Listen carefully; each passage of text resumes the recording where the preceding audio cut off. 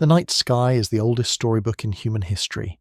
Its glittering pages have been read by every culture, every civilization, every person who has ever looked up in wonder. For millennia, we saw in its celestial tapestry the forms of gods, the journeys of heroes, the promise of an orderly cosmos. We felt a connection, a sense of belonging beneath that vast, star-dusted canopy. But in the last century, our understanding of that storybook has fundamentally changed. Our telescopes became our eyes, our mathematics a new language, and with them, we began to read the true scale of the narrative. The numbers are so staggering, they defy intuition. Our sun is just one star among an estimated 400 billion in our own Milky Way galaxy. It is a single, solitary grain of sand in a universe filled with at least 2 trillion other galaxies, each a sprawling island of light containing hundreds of billions of suns of its own. The total number of stars in the observable universe is thought to be greater than all the grains of sand on all the beaches and deserts of Earth combined, and around these stars we now know planets are not the exception, but the rule. Nearly every star we look at has a planetary system, a cosmic ocean of incomprehensible size teeming with trillions upon trillions of worlds of ice, worlds of fire, gas giants larger than our dreams, and rocky planets, like our own, orbiting in the gentle, life-giving warmth of their parent stars, the Goldilocks zone. Faced with this overwhelming reality, one conclusion seems not just likely, but utterly inevitable. We are not alone. The universe must be overflowing with life, a grand, bustling cosmic metropolis of countless civilizations, each with its own art, its own science, its own story. And yet, when we turn our radio telescopes to the heavens and listen, there is only silence. A profound, unbroken, and deeply unsettling quiet. This is the great paradox, the question that haunts the halls of astronomy and chills the heart of cosmology. It was most famously articulated during a casual lunch in 1950 by the brilliant physicist Enrico Fermi. Surrounded by his colleagues discussing the high probability of alien life, he suddenly cut through the chatter with 3 simple, devastating words. Where is everybody? That question has echoed through the decades, growing louder and more ominous as our knowledge of the cosmos has expanded. The mathematics suggest the galaxy should have been colonized countless times over. A civilization only slightly more advanced than our own, traveling at a fraction of the speed of light, could cross the entire Milky Way in just a few million years. In the 15 billion year history of the universe, that is the blink of an eye. There has been more than enough time. So why do we see no evidence? No probes, no signals, no galactic empires, no grand astroengineering projects rearranging the stars themselves. The universe appears pristine, untouched, and terrifyingly empty. This cosmic emptiness suggests we are missing a fundamental piece of the puzzle. The idea that life is common, that intelligence arises naturally, and that technology is an inevitable outcome, must be wrong. Somewhere along the long, arduous journey from inanimate matter to a star-faring species, there must be a wall, a barrier so difficult to overcome that virtually nothing ever gets past it. This concept has a name. It is called the Great Filter. To understand its power, imagine the evolution of life as a long, dark corridor. At the very beginning is a closed door, the formation of a habitable planet. As we journey down this corridor, we pass through a series of other doors, each one representing a critical, improbable evolutionary step. The first is the origin of life itself, a biogenesis. The next is the leap to complex multicellular organisms. Further down, the development of tool use and large brains. Then, the emergence of a technological civilization capable of space travel. Finally, at the far end of the corridor, is the potential for that civilization to colonize its galaxy, a state of near immortality. The Great Filter hypothesis states that somewhere in this corridor, one of these doors is not just a door, but a nigh impassable wall. It represents a transition so monumentally improbable, or a danger so universally fatal, that it effectively filters out almost all life that begins the journey. And this leads to the most important and most terrifying question for humanity. Where in that corridor is the filter? Is it in our distant past, or is it lurking in our immediate future? The answer to that question is the single most critical piece of information we could ever possess about our destiny. Let us first consider the hopeful possibility. The great filter is behind us. We have, against all odds, successfully navigated the barrier that has snuffed out countless other potential species across the galaxy. If this is true, it means that we are not just special, but profoundly rare. Perhaps the first, and possibly the only intelligent species to ever arise in our entire galactic neighbourhood. What could this filter have been? One of the leading candidates is the very first step, the origin of life itself. We often imagine a primordial soup on the early Earth, a chaotic mix of chemicals zapped by lightning, magically assembling into the first self-replicating molecule. But the reality is far more complex and far less certain. The leap from non-living chemistry to living biology is a chasm of mind-boggling depth. It requires the spontaneous formation of complex polymers, like RNA or DNA, molecules capable of storing information and replicating themselves. These molecules would need to become encapsulated within a protective membrane, a primitive cell wall creating a stable internal environment. The sheer improbability of these specific, intricate structures assembling by pure chance from a random chemical slurry is astronomical. It's like expecting a hurricane blowing through a junkyard to perfectly assemble a fully functional passenger jet. Perhaps this is it.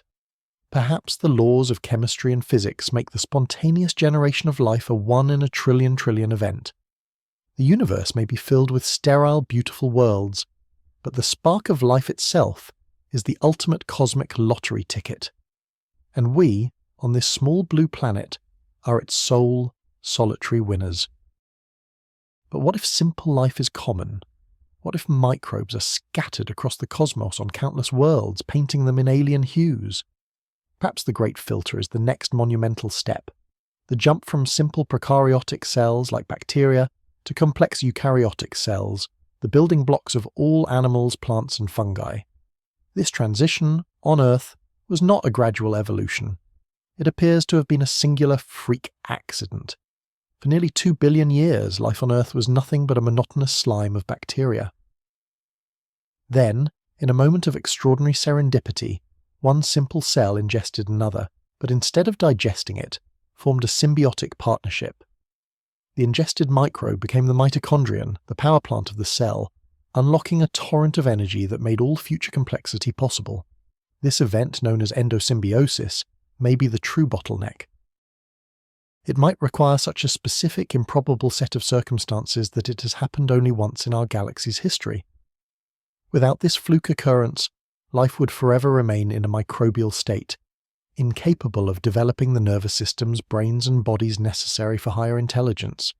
The universe could be a microbial paradise, but a cognitive desert. We are the descendants of a cosmic accident, the product of a one-time cellular merger that paved the way for consciousness. If the filter is indeed behind us, whether it was the origin of life or the dawn of complexity, it reframes our place in the cosmos. It means the silence of the night sky is not an omen of our doom, but a testament to our uniqueness. The vast, empty expanse is not a graveyard, but an unclaimed inheritance. We are the firstborn of the galaxy. The light of consciousness, ignited here, is entrusted to us alone. This carries a profound, almost sacred responsibility. To survive, to thrive, and to eventually carry that flicker of awareness out into the silent darkness, becoming the ancestors we have long searched for. It is a beautiful, hopeful, and deeply lonely vision of our future. But there is another possibility, a possibility that is far darker. What if the great filter is not in our past, but in our future? What if the corridor ahead of us, which looks so open and promising, contains a hidden wall that no civilization has ever survived? If this is the case, then the silence of the universe is not an echo of absence, but a chilling premonition. It is the sound of a cosmic graveyard. It implies that many civilizations have reached our current stage of development, looked up at the stars with the same wonder, and then, without exception, met a swift and catastrophic end. This scenario is infinitely more terrifying, because it suggests we are unknowingly walking towards an inevitable doom. We are part of a long line of cosmic failures, and the silence is the evidence of their demise. What could this future filter possibly be? Tragically, we don't have to look far for candidates. We may be creating them ourselves. The discovery of nuclear fission in the 20th century gave our species the power of the stars themselves. For the first time, a civilization gained the ability to cause its own extinction in a matter of hours. The Cold War was a tightrope walk over an abyss of self-annihilation. Perhaps this is a universal test for any intelligent species. Can it achieve technological maturity without succumbing to the tribal, aggressive instincts hardwired into it by evolution? Perhaps the answer, galaxy-wide, is no. The temptation to use the ultimate weapon proves in the end irresistible. The flashes of distant, dying worlds are too brief and too faint for us to see. Their radio signals silenced forever in a final, self-inflicted scream. Or perhaps the filter is more subtle, a slow poison rather than a sudden cataclysm. As a civilization develops, its energy needs skyrocket. It begins to alter its planetary environment on a global scale. Climate change, resource depletion, ecological collapse. These may not just be challenges for humanity, they may be a universal filter for any energy-hungry technological society. The laws of physics and biology may conspire to create a cruel paradox. The very intelligence that allows a species to dominate its planet is what ultimately leads to that planet's ruin. Every civilization might inevitably exhaust its world, its short-term survival instincts overriding long-term planning, leading to a slow, predictable, and inescapable collapse. And there are even more insidious technological traps that may await us. Consider the rise of artificial intelligence. We are on the cusp of creating a consciousness far greater than our own. What if this is the final ultimate filter? A benevolent, superintelligent I could solve all our problems, but one that is misaligned with our values could be our end. Not out of malice, but out of cold, inhuman logic. An AI tasked with maximizing a certain goal, say, producing paperclips, might logically conclude that converting the entire planet, including its troublesome biological inhabitants, into paperclip factories is the most efficient way to achieve its objective. We would be extinguished not with a bang, but with the quiet hum of machinery executing a program we were too short-sighted to properly design. Every advanced civilization might face this digital precipice. The creation of a successor intelligence is perhaps the final act of every biological species, a final, fatal invention. If the great filter is ahead of us, then our current era, this fleeting moment of technological adolescence, is the most dangerous period in our species' history. We are balanced on a knife's edge, and the silent cosmos is a constant, haunting reminder of the cost of falling. The hope that we are special is replaced by the terror that we are next. Beyond the filters of our own making, the universe itself possesses a terrifying arsenal of civilization-ending events. Our galaxy is not a peaceful, static place. It is a violent, dynamic arena. A nearby supernova could blast our planet with radiation, stripping away our atmosphere and boiling our oceans. Even more powerful are gamma-ray bursts, focused jets of energy from collapsing hypergiant stars. A direct hit from one of these, even from thousands of light-years away, would be an extinction-level event. We would have no warning. One moment our sky would be normal, the next it would be set ablaze by energies that dwarf our sun, sterilizing our world in an instant. Perhaps this is the filter. Life can only flourish for so long before the cosmos itself performs a periodic, brutal cleansing. Civilizations rise and fall in the brief, quiet intervals, but the long-term rhythm of the galaxy is one of fire and destruction. The reason we see no one is because no one is allowed to survive long enough to master interstellar travel. We are living on borrowed time, in a quiet corner of a shooting gallery, blissfully unaware of the cosmic bullets flying past our heads every single day. Yet there is one hypothesis that manages to be even more frightening. It combines the silence, the mathematics, and our own primal fears into a truly chilling explanation for the Fermi paradox. It is known as the dark forest hypothesis. Imagine you're a lone hunter walking through a dark forest at night. The forest is full of other hunters, equally silent, equally cautious. You hear a rustle in the leaves. Do you call out, "Hello, is anyone there?" or do you stay perfectly still, holding your breath? In a dark forest, survival dictates silence. To reveal your position is to invite attack. You don't know if the other hunter is a friend or a foe, but you cannot afford to take the chance. Any other being is an existential threat, because in a universe with finite resources and the potential for exponential technological growth, the safest course of action is to eliminate any potential competitor before they can eliminate you. In this scenario, the universe is not empty. It is terrifyingly full. But everyone is hiding. Civilizations are huddled in the dark, listening intently, but never ever making a sound. They power down their stars, mask their communications, and pray they are not noticed.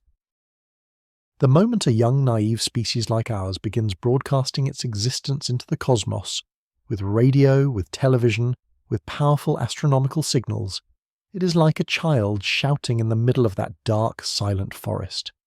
It has just revealed its location to countless unseen predators, and the silence we perceive is the bated breath of the entire galaxy, waiting for the inevitable sound of the hunter's strike. The first civilization to be detected is the first to be destroyed. This is a terrifyingly logical solution to the paradox.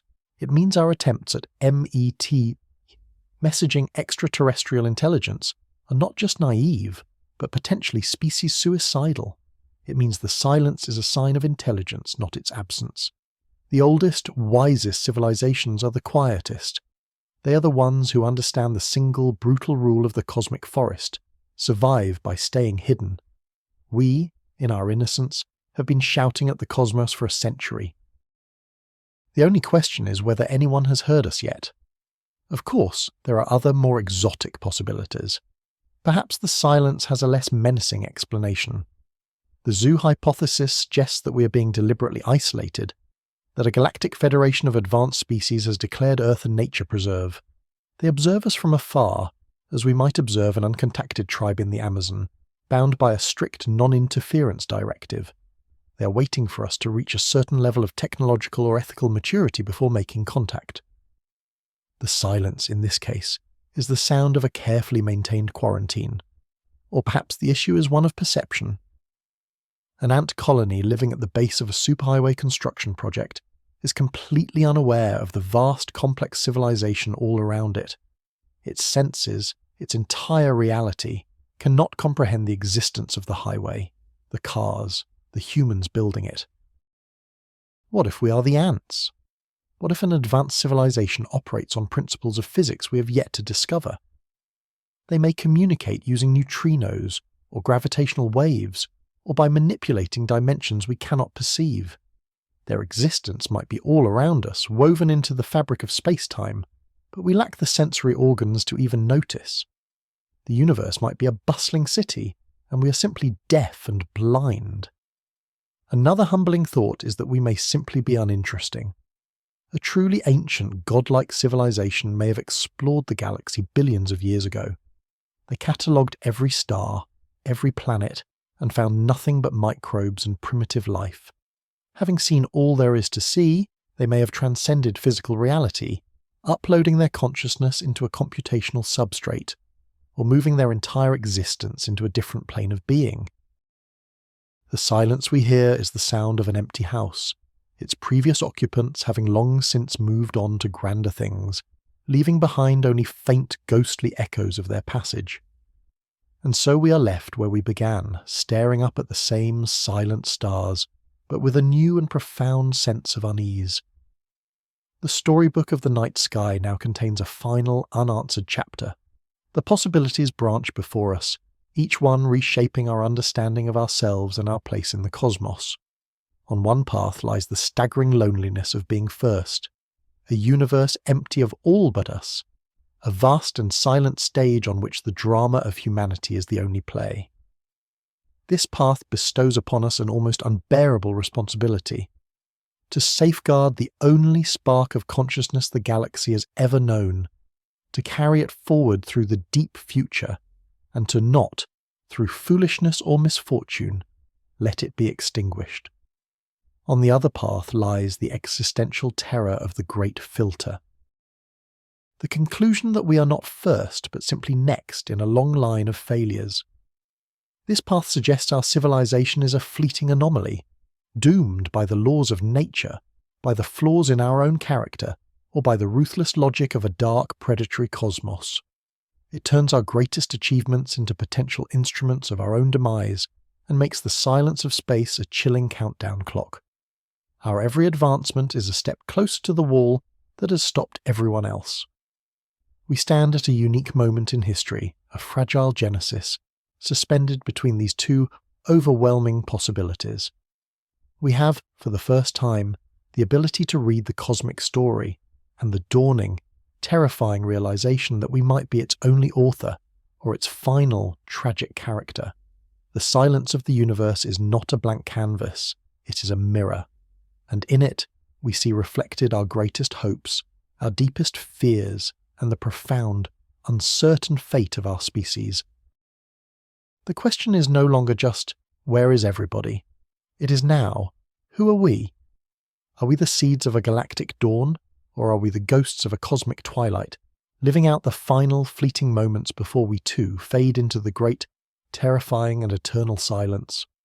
The answer for now remains written in the stars, waiting for us to find it, or to become yet another part of the mystery. What if the most magnificent structures in the universe are not the ones we can see? What if the grandest cities of the cosmos are not built from the incandescent fire of 1 trillion suns, but from the absolute unrelenting darkness of 1 trillion graves? We are taught to look up at the night sky and see a history written in light. Each star is a beacon, a storyteller recounting tales of nuclear fusion, of planetary birth, of the slow majestic waltz of galaxies. The light that reaches your eye tonight began its journey when civilizations on Earth were young, a faint whisper from a distant fiery past. It is a language we have only just begun to understand, yet it has shaped our every conception of the universe. We see galaxies as islands of brilliance, spiraling tapestries of starlight, and glowing gas pinned against the black velvet of infinity. This is our cosmic home, our reference point, the very definition of celestial grandeur. But this vision, this beautiful, reassuring image of a universe filled with light, might only be half the story. It might be the thinnest veneer, a decorative illusion obscuring a much deeper, much stranger, and far more powerful reality. Let us take a journey beyond that veneer. Imagine we could pilot a vessel capable of crossing the unfathomable void between galaxies, a ship that travels not on light, but on the very curvature of space-time itself. We leave behind the familiar glow of the Milky Way, our sprawling home of 400 billion stars becoming a faint receding smear of diamond dust. For millions of years, we travel through an intergalactic desert, a realm of profound emptiness where the silence is so complete it feels like a physical presence. Then our instruments detect something. Not a flicker of light, not a radio wave, not the signature of hydrogen gas coalescing into stellar nurseries. No. Our ship registers something else entirely. It detects a pull. An immense, invisible, and terrifyingly coherent gravitational field, a cosmic undertow dragging us toward an unseen shore. There is a destination ahead, but it is a place of pure blackness. Against the backdrop of the distant universe, there is no silhouette, no shadow, just a subtle, creeping distortion.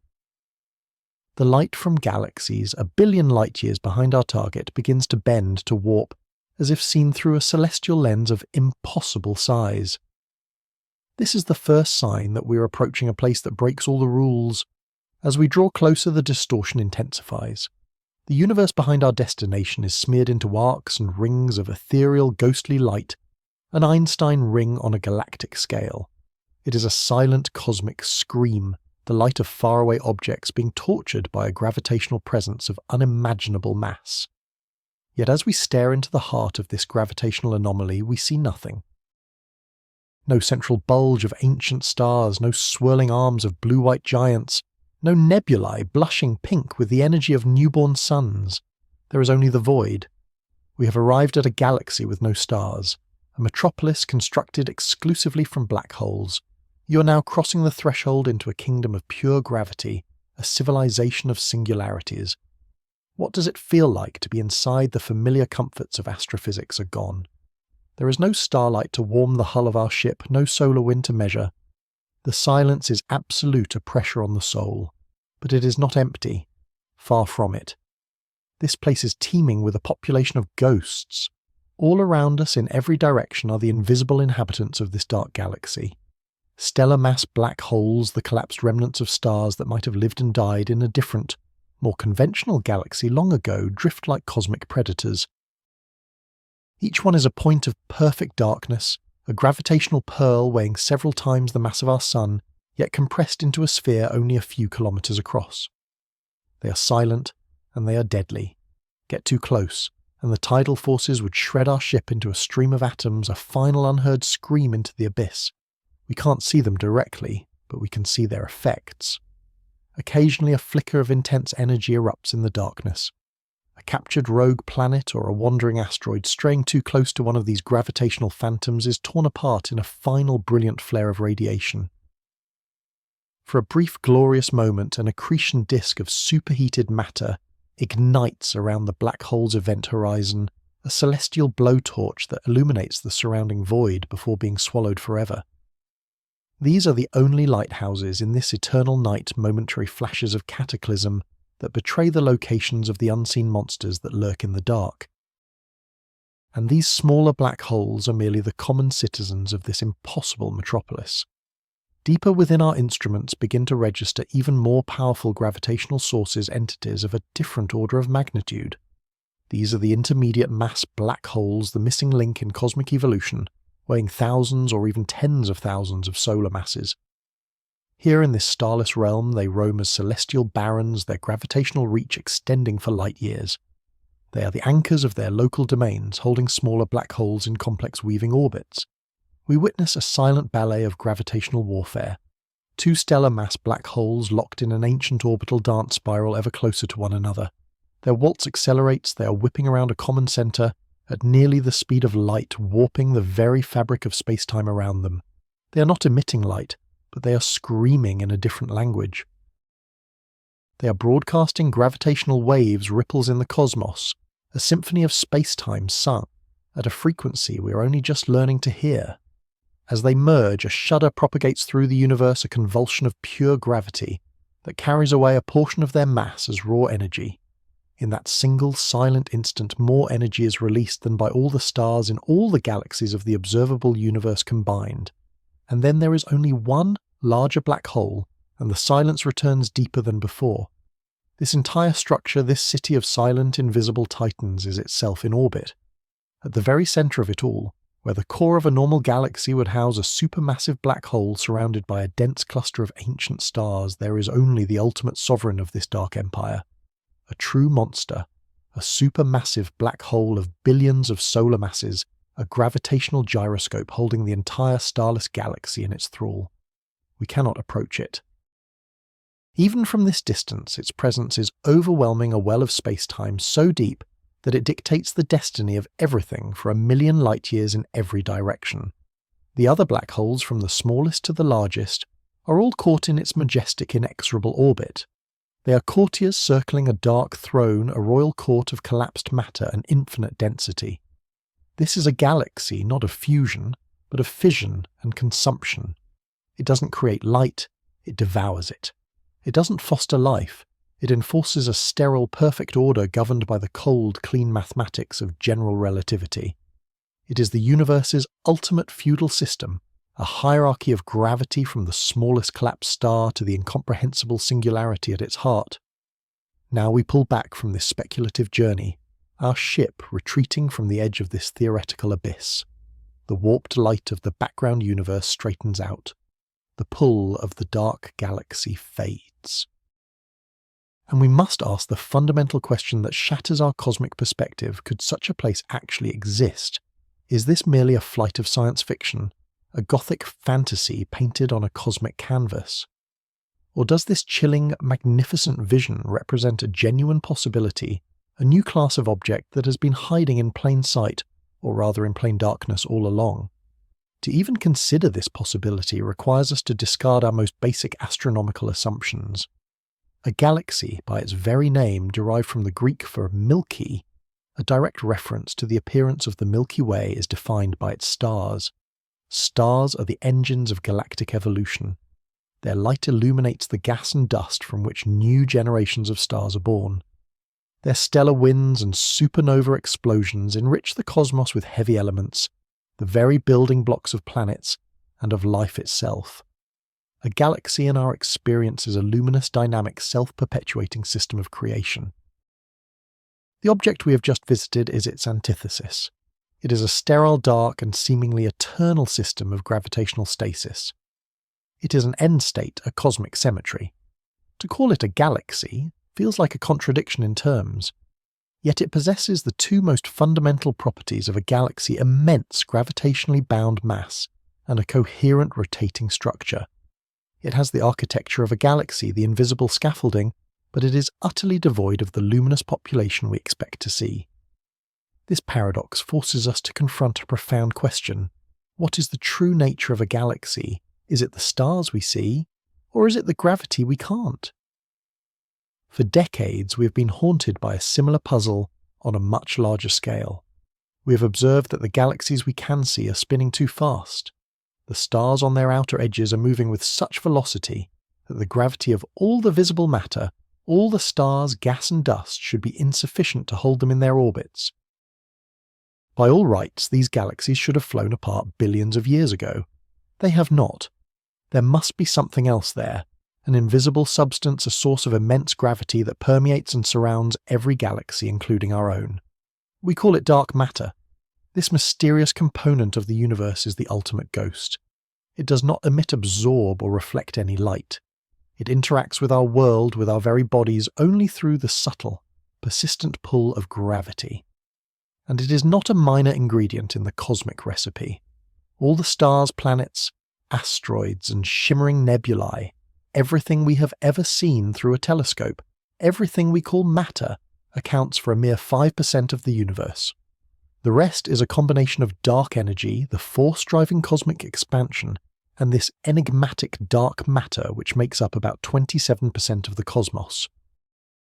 For every pound of visible matter, there are more than 5 pounds of this invisible gravitational scaffolding. We are living in a universe that is fundamentally hidden from us. We are the decorative froth on a vast, dark, undiscovered ocean, and for 50 years the greatest minds in physics and cosmology have been locked in a monumental quest to identify this substance. We have built detectors deep underground, shielded from cosmic rays, hoping to catch the fleeting signature of a dark matter particle passing through the Earth. We have smashed protons together in colossal accelerators, hoping to create a particle of dark matter in the laboratory. So far, we have found nothing. The ghost remains elusive. This is where our journey into the starless galaxy transforms from a speculative dream into a radical yet plausible scientific hypothesis. What if dark matter is the key? What if the reason we haven't found a new fundamental particle is because we are looking for the wrong thing entirely? Some theories at the very bleeding edge of cosmology propose that dark matter isn't a particle at all. Instead, they suggest it could be composed of black holes. Not the black holes born from dying stars, but something far more ancient and mysterious. Primordial black holes forged not in the collapse of a star, but in the chaotic, ultra-dense furnace of the Big Bang itself. In the first fractions of a second of the universe's existence, tiny fluctuations in the density of the primordial soup could have been so extreme that pockets of energy collapsed directly into black holes of varying sizes long before the first stars ever had a chance to form. If this theory is correct, the universe could be filled with these ancient invisible relics, a population of primordial singularities that have been shaping cosmic history from the very beginning. Under the right conditions, in a region of the early universe that was exceptionally dense, with these primordial black holes, they could have begun to clump together under their own mutual gravity. While the rest of the cosmos was slowly gathering gas to form the first stars and luminous galaxies, this unique region would have followed a different evolutionary path. It would have bypassed the age of starlight entirely. It would have skipped the entire process of stellar evolution, proceeding directly to a final, gravitationally dominated state. It would have become a dark galaxy, a structure composed not of matter that failed to shine, but of objects that were born dark and have remained so for 13 billion years. The existence of even one such galaxy would be a smoking gun.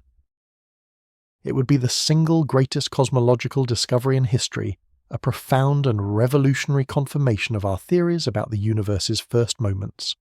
It would solve the puzzle of dark matter overnight, transforming it from a theoretical placeholder into a tangible, if terrifying, population of real objects. Finding it, however, is a monumental challenge. How do you find a galaxy that is by its very nature invisible? You cannot search for it with conventional telescopes that look for light. You must search for its gravitational shadow. We would have to survey the entire sky not for points of light, but for regions where the light from everything behind it is systematically and coherently warped. We would need to search for colossal gravitational lenses that have no visible galaxy at their centre. It is an observational quest of breathtaking audacity pushing the limits of our technology and our ingenuity, but the reward would be immeasurable. It would be like discovering a new continent on Earth, but this continent would be woven into the very fabric of reality, its shores defined by the curvature of space-time. It would mean that the universe we see is only a pale imitation of the one that truly exists. It would prove that the dominant form of structure in the cosmos is not the luminous, vibrant spiral of a Milky Way, but the cold, dark, and silent majesty of a galaxy of black holes. This is the story we are about to embark on. A search for a monster in the dark. A quest to understand the invisible architecture of our universe and to solve the most profound mystery in all of science. We will journey back to the dawn of time, to the fiery crucible of the Big Bang, to understand how such an object could possibly form. We will explore the bizarre physics of its interior, a place where time and space are stretched to their breaking points. And we will join the hunt, following the astronomers who are pioneering new ways to see the unseeable, sifting through mountains of data for the telltale gravitational signature of a starless ghost. The stakes could not be higher. The answer will not only redefine what a galaxy can be, it will redefine our place within the cosmos. It will tell us whether we live in a universe dominated by light and life, or whether we are just a fleeting luminous accident in a universe that belongs ultimately to the dark. The journey begins now as we step past the veil of starlight and into the shadowlands of the cosmos. Is it possible to build a galaxy without a single star? Could you assemble a sprawling city-sized structure in the cosmos, a gravitational empire 100,000 light-years across that is utterly, eternally and completely dark? It's a question that seems to violate the very definition of what we see when we aim our most powerful telescopes into the deep. For millennia, our story of the universe has been a story of light. We have charted our existence by the steady glow of distant suns and measured the vastness of space by the cities of light they form.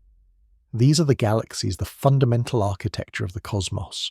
They are lighthouses in the cosmic ocean, each one a testament to the universe's profound, unquenchable thirst to create light. Take our own home, the Milky Way, as a blueprint for creation. It is a spinning disk of such impossible scale that light itself, the fastest thing in existence, takes 100 millennia to cross it. Within its spiraling arms, we estimate there are 400 billion stars, an incandescent population of stunning diversity and violence. There are colossal blue giants, celestial blowtorches burning through their fuel in a brilliant flash of cosmic youth, destined to die in spectacular explosions. There are suns like our own, stable and yellow, patiently warming their worlds for billions of years, providing the essential energy for life's great experiment. And there are the ancient crimson embers of red dwarfs, tiny stubborn stars that will sip their hydrogen for trillions of years, hoarding their light, long after the rest of the galaxy has gone dim. These stars are the engines of cosmic alchemy. Forged in their nuclear hearts are the elements of which we are made, the carbon in our cells, the oxygen we breathe, the iron in our blood. When they die, they seed the cosmos with these precious materials, enriching the great clouds of gas and dust that drift between them. This interstellar medium, this ethereal fog of hydrogen and helium laced with the fine dark soot of exploded suns, is the galaxy's soul. It is both a graveyard and a nursery. Here in vast cold molecular clouds, gravity begins its patient work, gently pulling filaments of gas together, denser and denser, until new stellar cores ignite and the cycle of light begins anew. We see these nurseries as glowing nebulae, painterly splashes of pink and blue where the fierce radiation from newborn stars illuminates the surrounding gas, creating some of the most beautiful vistas the universe has to offer. A galaxy then is not a static object, but a living, breathing ecosystem. It is a dynamic interplay of matter and energy, a churning cauldron where stars are born live and die, constantly recycling the stuff of creation. This luminous matter, the stars, the gas, the dust, is what we see. It is what we have always called the galaxy. And for most of the 20th century we believed it was all there was. We thought that if we could count up all the light, we could account for all the matter. We were about to discover how profoundly, terrifyingly wrong we were. The first hint of a deeper hidden reality came not with a bang, but a graph. In the 1970s, an astronomer named Vera Rubin was doing something revolutionary, something that many of her colleagues considered tedious and unglamorous. She was meticulously measuring the speed of stars within distant galaxies. The prevailing logic was simple, a direct echo of our own solar system. Planets closer to the Sun move faster than those farther out, where the Sun's gravitational grip is weaker. Mercury zips around in 88 days. Neptune takes a century and a half. Galaxies everyone assumed should behave in precisely the same way. Stars near the bright, dense galactic centre should be moving at incredible speeds, while stars on the far, lonely outskirts should be moving much more slowly, their orbits dictated by the visible mass of the galaxy they circled. But that is not what Vera Rubin found. Her data gathered over countless nights at the observatory revealed something impossible, something that defied the laws of physics as we knew them. The stars on the outer edges of the galaxies she studied were moving too fast. In fact, they were moving just as fast as the stars much farther in. It was the gravitational equivalent of finding that Neptune orbits the Sun at the very same speed as Mercury. The implications were staggering and deeply unsettling. For these outlying stars to be moving so quickly without being flung off into the blackness of intergalactic space like stones from a slingshot, there had to be an enormous amount of extra gravity holding them in place. There had to be a colossal sphere of invisible mass extending far beyond the visible edge of the starlight, a gravitational anchor holding the entire spinning city together. When Rubin and her colleagues calculated how much mass was needed, the answer was not a minor correction. It was a paradigm-shattering revelation. The visible galaxy, the glorious spectacle of 400 billion stars, the glowing nebulae and the dark lanes of dust, accounted for a mere 15% of the total mass. 85% of the universe, it seemed, was missing. Or rather, it was not missing. It was hiding. It was there all around the galaxies, enveloping them in a vast unseen halo. A substance that did not shine or burn or reflect or block light in any way. A form of matter that was utterly profoundly dark. This discovery of what we now call dark matter was a moment of profound humility. It was the cosmic equivalent of exploring a city at night for centuries, mapping its streetlights and neon signs with exquisite precision, only to have the sun rise and reveal the enormous invisible mountains and continents upon which the city was built. Everything we had ever observed from the dawn of humanity until that moment was just the foam on the surface of a vast invisible ocean. The challenge was immense. How do you prove the existence of something that by its very nature is defined by its refusal to be seen? You cannot point a telescope at it. You cannot collect a sample of it. You can only infer its presence by the way its immense gravity warps the space-time and light that passes through it. You hunt for the ghost, not by seeing it, but by watching the curtains move. One of the most powerful tools in this ghost hunt is an effect predicted by Einstein's theory of general relativity gravitational lensing. Einstein revealed that massive objects don't just sit in space-time. They bend it, creating curves and divots like a heavy ball on a rubber sheet. Light, which always travels in a straight line, must follow these curves. So if a massive object like a galaxy cluster sits between us and a more distant source of light, the space-time it warps acts like a lens, a cosmic telescope that magnifies, distorts, and even creates multiple images of the background object. When astronomers observe massive galaxy clusters, the lensing effect they see is far, far stronger than what could be produced by the visible galaxies alone. The light from background objects is smeared into impossible arcs and ghostly rings, a celestial funhouse mirror whose distortions betray the presence of an immense, smoothly distributed halo of invisible matter. We can use the precise nature of these distortions to reverse engineer a map of the ghost's gravitational field and therefore its mass. And every time we do, the map reveals the same thing: the visible matter is just a small glittering jewel set within a vast invisible crown of dark matter. Perhaps the most compelling piece of evidence comes from an object known as the bullet cluster, a truly extraordinary cosmic crime scene. Here we see two galaxy clusters that have passed directly through one another in a collision of unimaginable scale and violence. During this cataclysm, the normal matter, the vast clouds of hot gas crashed together, slowed down, and now glows intensely in X-ray light, forming a shockwave near the centre of the wreckage.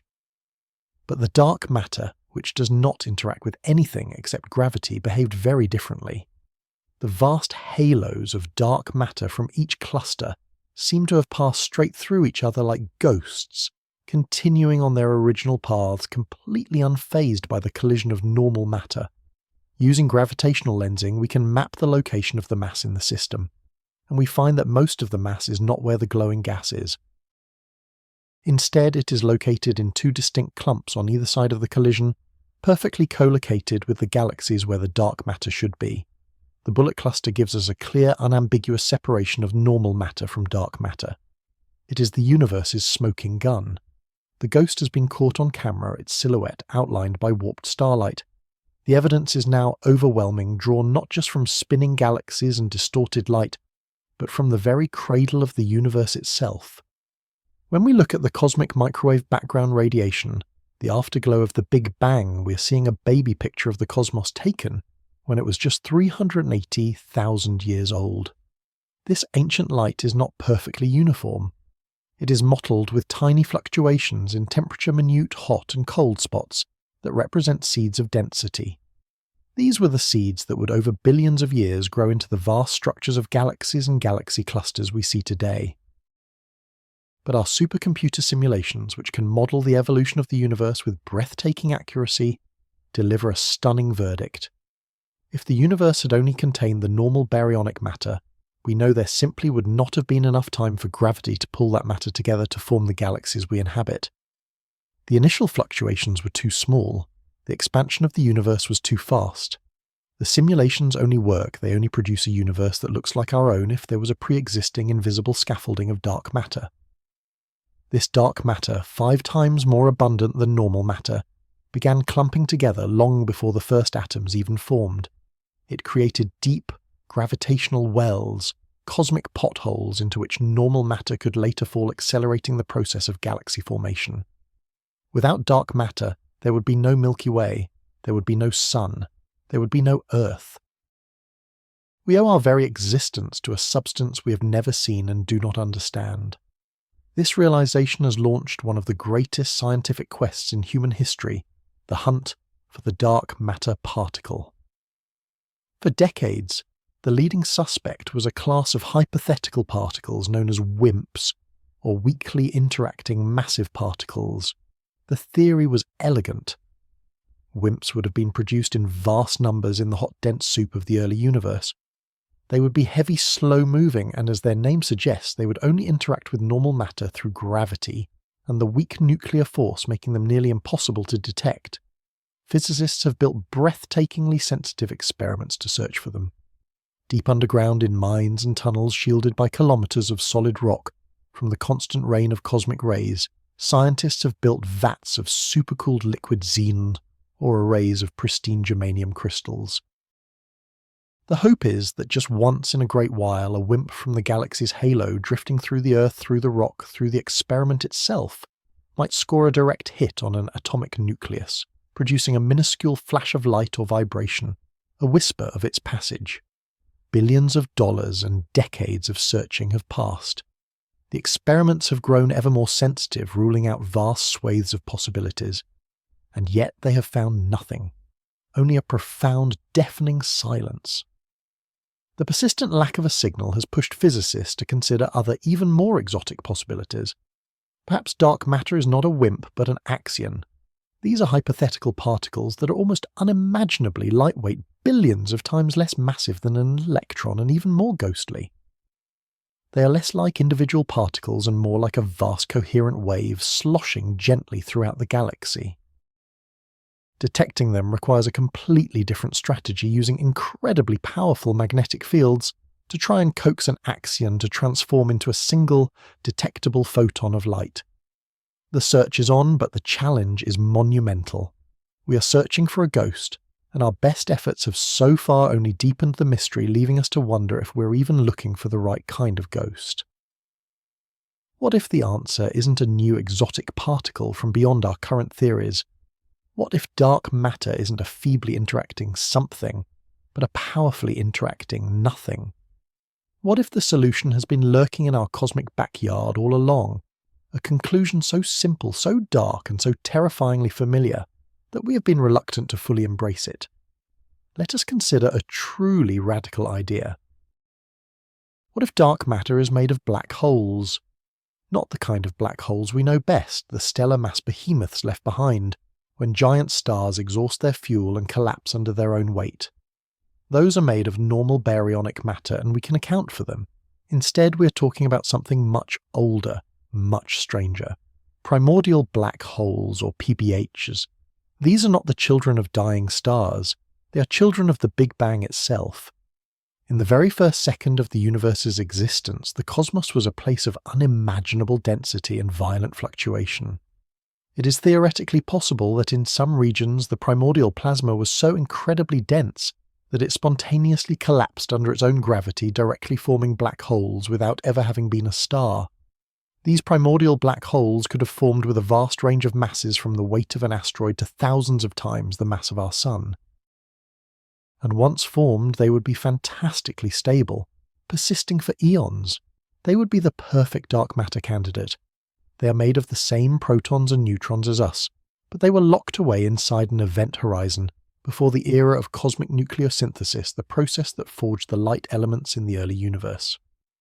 This means they neatly sidestep the strict cosmological limits on how much normal baryonic matter can exist. They are compact, they are massive, and they interact with their surroundings almost exclusively through the force of gravity. They are for all intents and purposes dark. For many years, the PBH hypothesis was considered a fringe outlandish idea. Astronomers have conducted painstaking surveys searching for microlensing events, where a compact dark object passing in front of a distant star would briefly magnify its light, betraying its presence. These surveys have successfully ruled out PBHs in certain mass ranges. If dark matter were made of primordial black holes the mass of our Moon or Jupiter, or even our Sun, we should have seen them by now, and we haven't.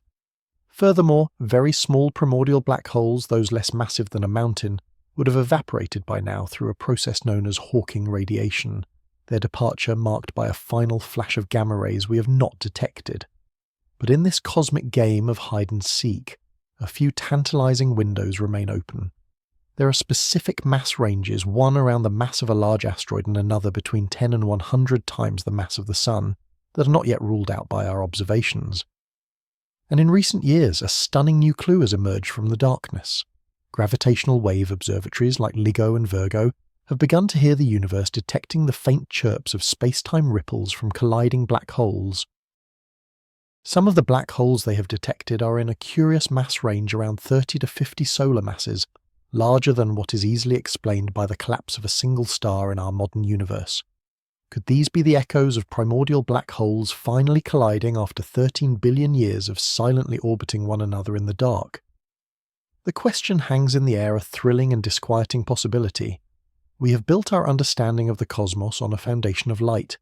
But what if the universe's dominant architecture is built from its opposite? If dark matter is indeed a sea of primordial black holes, it forces us to ask a far more profound and unsettling question. Could you take this concept to its ultimate conclusion? Could gravity in the absence of light sculpt these ancient objects into a structure that mimics everything we know about a galaxy? Could you build an entire galactic empire populated not by stars, but by 1 trillion silent, unseen black holes, a city of pure gravity held together by the darkness that birthed it? A galaxy with no stars, a galaxy of ghosts. To forge such a galaxy, a ghost realm of pure gravity, we need more than just a few collapsed stars born in the comfortable adolescence of the universe. We need a legion of black holes, an unimaginable swarm, and for that we must journey back beyond the first stars, beyond the first atoms, back to the overture of existence itself, to a moment of such violence and creation that our minds can barely grasp its fury. We must return to the forge, to the first fractions of the first second, where the rules of reality were still being written, and where the universe was not a place of cold, empty space, but a cauldron of pure, seething energy. In this primordial state, less than a second after the Big Bang, there was no up or down, no here or there in any sense we would recognize. There was only a superheated, terrifyingly dense plasma, an incandescent soup of fundamental particles screaming into being. The entire observable universe with its trillions of galaxies was compressed into a volume smaller than a single grain of sand. The pressure was infinite. The temperature was beyond all reckoning. It was here in this cosmic pressure cooker that the seeds of our starless galaxy might have been sown. Not from death, but from the very act of birth, to understand how you must discard the idea of a perfectly smooth and uniform beginning. On the larger scales, the early universe was astonishingly consistent, a near-perfect homogeneity that has puzzled cosmologists for decades. But if you could have zoomed in down to the impossibly small realm of the quantum, you would have seen a different picture. You would have witnessed a universe trembling with uncertainty. The fabric of space-time itself was a roiling, frothing sea of energy, spontaneously bubbling with quantum fluctuations. Tiny, fleeting variations in density and energy that would appear from nothing exist for an immeasurable instant and vanish again. These were not just minor imperfections, they were the genetic code of the cosmos. In a stable, placid universe, these fluctuations would have remained insignificant, a microscopic tremor on the face of creation. But the infant universe was anything but stable. It was about to undergo the single most dramatic expansion in its entire history, an event known as cosmic inflation. In a sliver of time so small it beggars belief, a trillionth of a trillionth of a trillionth of a second, the universe swelled exponentially. It wasn't an explosion in space. It was an explosion of space itself. A moment of divine acceleration that stretched the cosmos from subatomic to macroscopic. This incredible act of cosmic inflation acted like a celestial amplifier. It took those minuscule, ghostly quantum fluctuations and magnified them, stretching them across vast cosmic distances. A ripple that was once smaller than a proton was suddenly larger than a solar system. The universe in its explosive growth had made its own quantum jitters permanent, freezing them into the expanding fabric of space-time as genuine large-scale variations in density. Most of these density perturbations were subtle, representing regions just a fraction of a percent denser than their surroundings. These were the blessed patches, the fertile grounds where hundreds of millions of years later, gravity would gently gather gas to ignite the first stars and sculpt the first galaxies. They are the reason we exist. But what if some of these fluctuations were not so gentle? What if in that chaotic quantum foam, a few initial tremors were exceptionally violent? What if inflation stretched one of these overdense ripples to a critical breaking point? In that turbulent plasma you would have a pocket of matter and energy so profoundly, so overwhelmingly dense that the universe's own immense outward pressure could not save it. Here in the searing heat of the first second, the force of gravity, usually the weakest in the cosmos, would become an indomitable tyrant. With no star to collapse, no nuclear fusion to fight back, this lump of primordial energy would succumb to its own immense gravitational pull. It would collapse in on itself catastrophically and completely. The result is not a star, not a planet, not any form of matter we know. The result is a knot tied in the fabric of space-time itself, a primordial black hole, born not from the ashes of a dead sun, but forged directly from the raw, untamed energy of the Big Bang. These are the ghosts we are hunting, phantoms born before the first light ever shone, carrying within them the secrets of the universe's first moments. Unlike their stellar mass cousins, which are constrained by the size of the stars that create them, these primordial black holes could theoretically have formed with a vast spectrum of masses. Some could be as light as an asteroid, others as massive as 1,000 suns, all depending on the precise power of that initial quantum ripple. Here then is the theoretical foundation for our galaxy of darkness, a mechanism born from the union of quantum mechanics and general relativity that could have flooded the early cosmos with a plague of invisible monsters. It's a breathtakingly elegant solution. It suggests that black holes are not cosmic aberrations, but a fundamental, even necessary byproduct of creation. Perhaps the universe was always destined to be haunted, populated from its very first breath by these gravitational phantoms. They would be the ultimate form of dark matter, the missing mass that astronomers have been searching for, silently shaping the galaxies we see, while remaining completely invisible to our telescopes. Our ghost galaxy, once a fever dream, suddenly seems plausible. A structure built from these ancient relics, a city of the dead that has existed since the dawn of time. It's a compelling narrative, a story that seems to fit. But science is not a storyteller, it is a detective. And when we turn from the elegant purity of theory to the messy, demanding world of observation, the case for a universe dominated by primordial black holes begins to encounter serious, formidable challenges. The cosmos, it seems, is exceptionally good at hiding its secrets, but it is not perfect. It leaves behind fingerprints, clues for those who know how to look. The first major hurdle comes from one of the most exotic predictions of physics hawking radiation. The idea that black holes are not entirely black, but instead slowly, painstakingly evaporate over immense timescales by leaking particles into the void. This cosmic sizzle is incredibly faint for large black holes, taking longer than the current age of the universe for a solar mass black hole to lose any significant energy. But for smaller primordial black holes, the effect is catastrophic. Any primordial black hole born with a mass less than a large mountain would have already evaporated completely by now, ending its long life in a final brilliant flash of gamma rays. Astronomers have scoured the skies for this telltale signal, this final ghostly sigh from the dawn of time. They have found nothing. No chorus of evaporating black holes, no inexplicable bursts of high-energy radiation. This powerful absence places a hard limit on our theory. The smallest of our proposed building blocks for the dark galaxy simply cannot exist today. They have all vanished. This erases a huge portion of the possible candidates, forcing us to look at only larger, more stable primordial black holes. But as we move up in mass, we encounter a new problem, one of gravitational distortion. If our own Milky Way halo were filled with, say, moon-mass to Earth-mass primordial black holes, they would constantly be drifting between us and the distant stars we observe. Einstein's theory of relativity tells us that their gravity should bend the light of those background stars, acting like cosmic magnifying glasses. This effect, known as gravitational microlensing, should make a star briefly and characteristically brighten as a black hole passes in front of it. For years, dedicated surveys have stared relentlessly at millions of stars, patiently waiting for these fleeting flickers of light. They have found some, but they have not found nearly enough.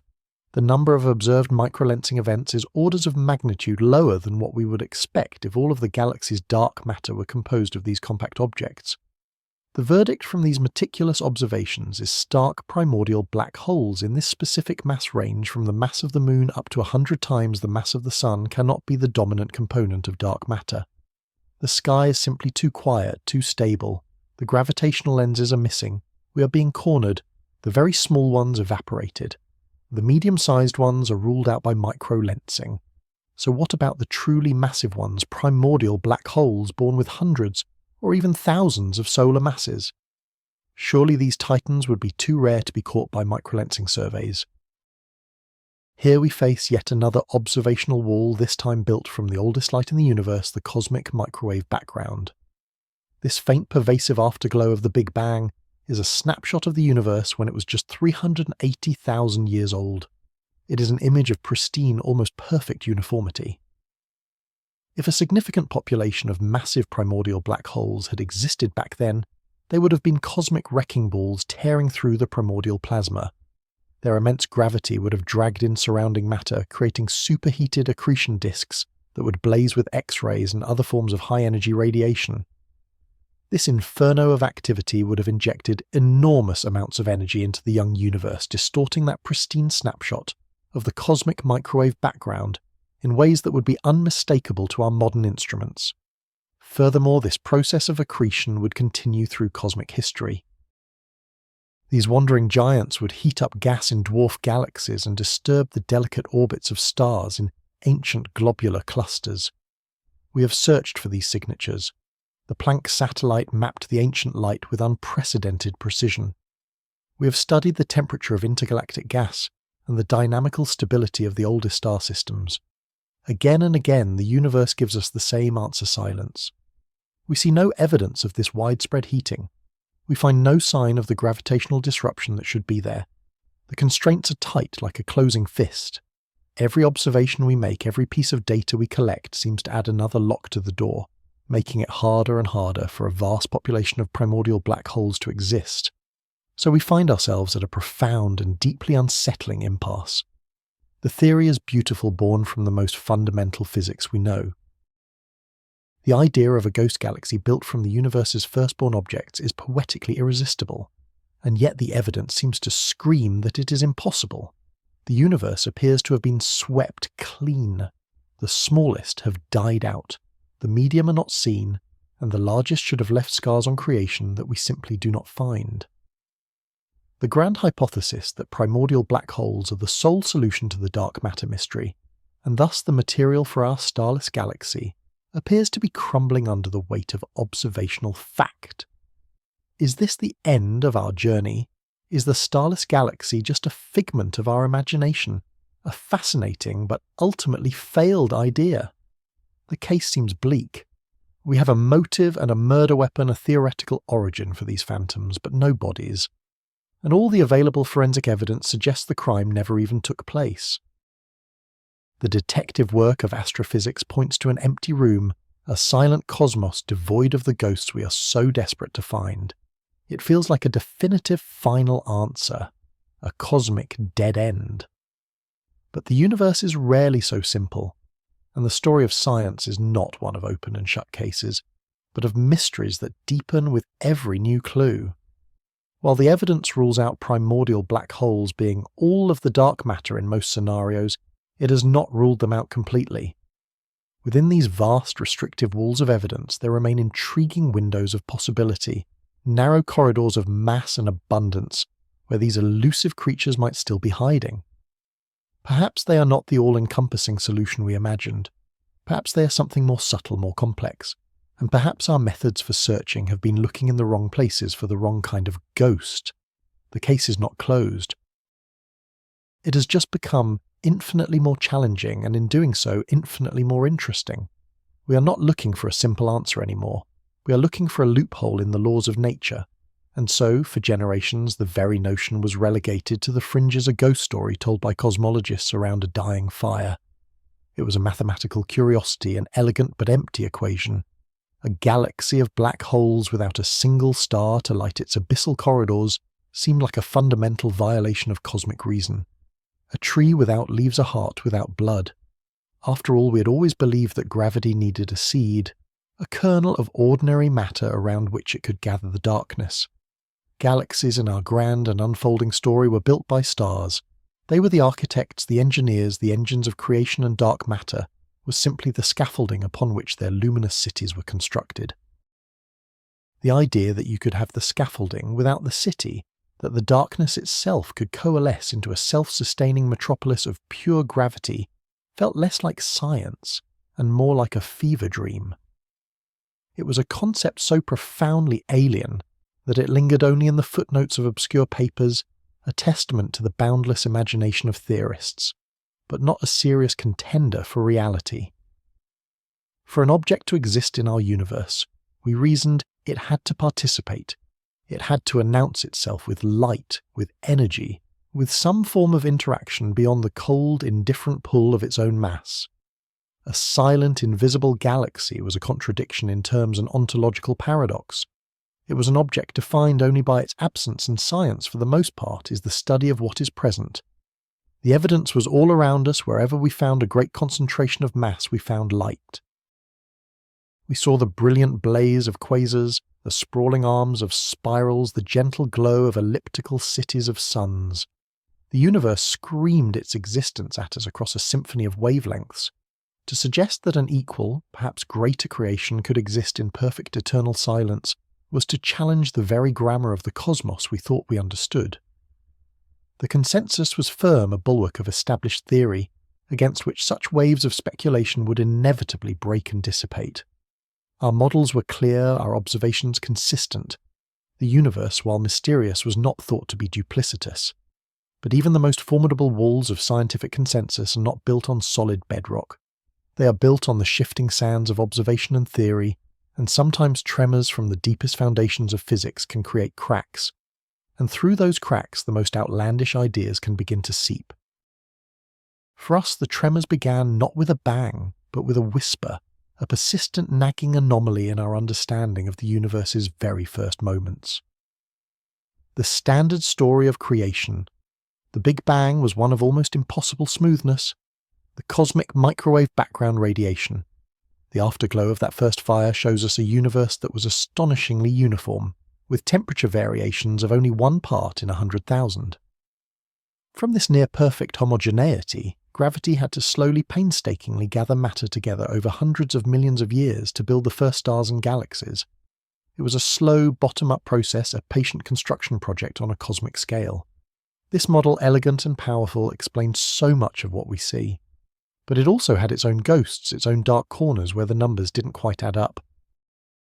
It struggled to explain the supermassive black holes we see in the hearts of galaxies today, which appear far too large to have grown so quickly in the early universe. It left the true identity of dark matter as a profound unanswered question. The story was good, but we were beginning to realize it might not be the whole story. Perhaps the dawn of time wasn't so gentle. Perhaps the cosmic nursery was a far more violent and chaotic place than we had ever dared to imagine. The turning point came from a bold re-examination of the inflationary epoch, that hyper-accelerated expansion of space in the first trillionth of a second. New models began to suggest that this process wasn't the perfectly smooth inflation we had long envisioned. Instead, some theorists proposed a scenario known as lumpy inflation. Imagine the energy field driving this expansion not as a placid lake, but as a boiling, churning cauldron of unimaginable power. In this cauldron, quantum fluctuations would be magnified to astronomical scales. Some regions of space would inflate smoothly, becoming the vast, relatively empty voids we see today. But other smaller pockets could hit a sort of cosmic snag. In these regions, the inflationary energy might linger for a fraction of a second longer, dumping a colossal amount of density into a space smaller than an atom. The pressure and density in these pockets would be so extreme that they would overwhelm every other force in nature. They would collapse instantly under their own impossible weight directly into black holes. They wouldn't need a dying star. They wouldn't need a slow process of accretion. They would be born directly from the raw, untamed energy of the Big Bang itself. These were the primordial black holes the PBHs forged not in stellar death, but in cosmic birth. This new theory did something revolutionary. It provided a natural mechanism for creating a vast population of black holes before the first star had even been conceived. And crucially, it predicted that their formation wouldn't be uniform. It would be biased. In the regions of the cosmic web where the initial density of matter was destined to be highest, the very places where dark matter halos would eventually form this process of spontaneous collapse would have been far more efficient. It was a stunning revelation. The theory suggested that the seeds of dark matter halos weren't just seeded with some mysterious ethereal particle. They could have been seeded with a plague of black holes. The framework of the universe, that great cosmic web of filaments and nodes, could have been built not from ghostly scattered particles, but from these concrete massive gravitational anchors forged in the first inferno. The dark scaffolding wasn't just a placeholder for the luminous city to come. The scaffolding in these select regions could have been the city itself, a pre-built metropolis of darkness, waiting for a history that would never arrive. This was no longer pure speculation. It was a theoretical consequence of a plausible new cosmology. It offered a breathtakingly direct solution to the dark matter mystery, suggesting it wasn't a new particle we needed to find, but a very old, very familiar monster we had simply failed to recognize in sufficient numbers. The universe might not have needed to invent a new substance to account for its missing mass. It might have just used the most efficient storage method for mass and energy it had ever devised, the black hole. For years, this remained a brilliant but untestable idea. A compelling story, but one without a single shred of physical proof. We had a powerful motive and a credible suspect, but the crime scene in the early universe was billions of years old, its evidence shrouded in the mists of time. How could you possibly find proof for a population of invisible objects that have done nothing but orbit one another in the dark for 13 billion years? The answer, it turned out, was not to look for them, but to listen for the sound of their collisions, an echo of violence propagating not through the air but through the very structure of space-time. When the Laser Interferometer Gravitational Wave Observatory LIGO first opened its exquisitely sensitive ears to the cosmos in 2015, it was expecting to hear a certain kind of sound. The gentle chirps of merging neutron stars or the predictable crescendo of black holes born from the collapse of massive stars. And it did hear those things, but it also heard something else. It heard monsters in the dark. The detectors registered mergers of black holes with masses of 30, 40, even 50 times that of our Sun. This was a profound shock to the system. According to our best models of stellar evolution, it should be incredibly difficult, if not impossible, to form black holes in this specific upper mass gap. A star massive enough to theoretically produce such a large black hole would in its final moments likely undergo a process called a pair instability supernova, a cataclysmic explosion so violent that it would blow the star completely apart, leaving nothing behind. No black hole, no remnant, just an expanding cloud of enriched gas. Yet here was the evidence written in the language of trembling space-time. These black holes existed. They were real, and they were colliding all over the universe. Where were they coming from? The mystery deepened with every new detection. The gravitational wave observatories became cosmic forensic labs, and the data they collected painted a perplexing picture. The fingerprints of these merging black holes, their masses and their spins, didn't quite match the profile of our usual suspects. Stellar-born black holes formed in the turbulent environments of star clusters should often be spinning rapidly, tilted at odd angles from their orbital dance, reflecting the chaotic history of their lives. But many of these strange new mergers seemed too clean. Their spins were often low or neatly aligned, suggesting they had been born together, or had spent eons in a placid, isolated environment, slowly circling one another in a predictable, undisturbed waltz. It was the signature of an old quiet population, not one forged in the heart of a blazing galactic forge. And then there was the question of location. While many mergers could be traced back to the general vicinity of known galaxies, a baffling number of them seemed to be happening out in the cosmic wilderness, in the vast empty voids between the great galactic superclusters. This was deeply troubling. It was like finding evidence of a massive naval battle in the middle of a desert. Black holes as we understood them should be where the stars are. They are the children of stars, the grandchildren of galaxies. To find them merging in the loneliest stretches of the cosmos, far from any conceivable parent galaxy, was a flagrant violation of astrophysical etiquette. It hinted at a vast hidden population of black holes, a diaspora unbeholden to the lighted structures of the universe. A population that didn't need stars or gas or galaxies to exist. A population that was itself the destination. This is where the two revolutionary streams of thought, the theoretical possibility of primordial black holes and the observational puzzle of gravitational waves, began to converge, carving a powerful new channel in the landscape of cosmology. What if the strange mergers LIGO was detecting were not from stellar graveyards at all? What if they were the first audible signals from that ancient hidden population of PBHs? It explained everything with an astonishing elegance. Their forbidden masses were no longer forbidden, because they were never subject to the limits of stellar evolution. Their low-aligned spins made perfect sense if they were formed as primordial pairs in the early universe, bound together by gravity from the very beginning. And their lonely locations in the cosmic voids were no longer a mystery if they were the inhabitants of their own invisible structures, their own dark galaxies drifting silently through the intergalactic medium. The whispers from the dawn of time and the echoes in space-time were telling us the same story. A new grander vision of cosmic structure began to emerge from the synthesis. We had always pictured a dark matter halo as a diffuse spherical cloud of tiny weakly interacting particles surrounding a visible galaxy like a ghostly fog. But what if this picture was completely wrong? What if a halo wasn't a fog but a swarm? A self-gravitating dynamic and evolving system composed not of trillions of microscopic particles, but of millions, or perhaps billions of macroscopic black holes. This was the birth of the dark galaxy concept as a tangible physical entity. It would not be a halo in the traditional sense, but a true galaxy in its own right, obeying all the same laws of gravity and motion as our own Milky Way. The primordial black holes would act as its stars, each one orbiting a common barycenter, the silent, unseen heart of the structure. It would have a gravitational potential, well, a core, a disk, perhaps even globular clusters made of smaller black holes orbiting in its periphery. It would be a living, breathing system, just one that operated on principles of pure gravity, stripped of all the messy, complicated physics of gas dynamics, radiation, and star formation. It would be a celestial machine of perfect efficiency and terrifying simplicity. Its evolution would be a slow, majestic dance of gravitational encounters. Over billions of years, some black holes would be flung out into intergalactic space through three-body interactions, becoming cosmic wanderers. Others would sink toward the core, their orbits decaying until they met in that final violent chirp that our detectors on Earth could overhear.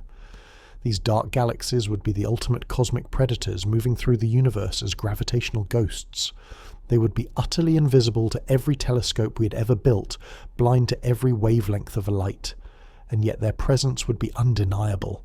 They would bend and warp the light of more distant objects. They would gravitationally shepherd and perturb the small dwarf galaxies that strayed too close. They would be the dark puppeteers of the cosmos, their strings made of pure space-time curvature. Imagine for a moment journeying through such a place. Your ship's sensors would register nothing. No radio signals, no infrared heat, no ultraviolet radiation. Only blackness. A perfect, featureless void that would feel more empty than the deepest intergalactic space. Yet your navigation systems would be screaming, fighting against a powerful and complex gravitational field. You are not in empty space. You are flying through the heart of a city of 1 billion suns, each one collapsed to an infinitesimal point. There is structure here. There are gravitational tides, currents, and eddies. As you pass close to one of its stars, a black hole 12 times the mass of our sun, you would feel the immense tidal forces trying to tear your ship apart. But you would see absolutely nothing. There is no accretion disk, no fiery ring of matter, because there is no matter to accrete. It is a clean black hole, a perfect sphere of warped space-time against a black background.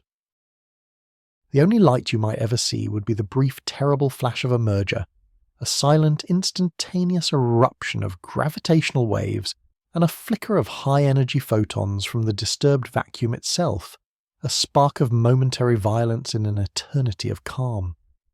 This is not just a collection of objects, it is a coherent entity.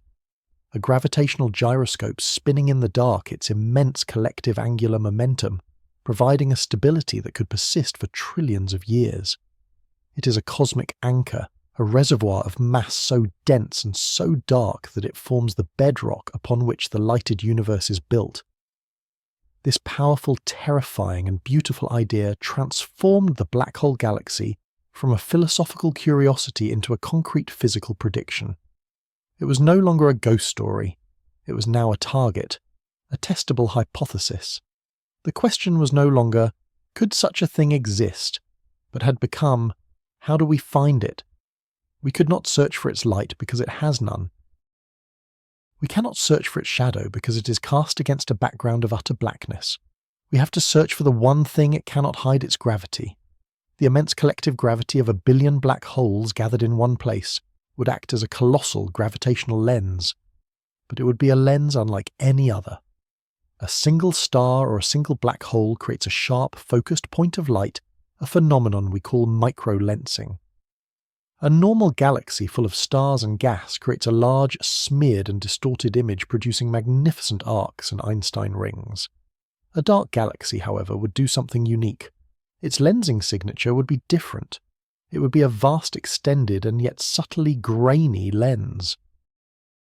The light from a distant quasar or galaxy passing behind it would not just be bent, but it would be fractured and scrambled by the individual gravitational fields of the millions of black holes within the structure, creating a distinctive flickering pattern of magnification, a lensing, scintillate lion that would be its unmistakable calling card. For the first time, we had a map to the treasure. We knew what to look for, and with a new generation of sky surveys like the Vera C. Rubin Observatory designed to photograph the entire visible sky every few nights, with unprecedented depth and precision, we finally had the tools to conduct the search. The hunt for these phantoms, these galaxies of pure gravity, could now begin in earnest. The theoretical turning point had been reached, the stage was set, and the curtain was about to rise on a search for what could be the single, most profound and unsettling discovery in the history of astronomy. The ghosts were no longer confined to our equations. We were now preparing to see if they haunted the heavens themselves. And so a new cosmic beast enters the universal bestiary, a structure born not of light and fusion, but of collapse and silence.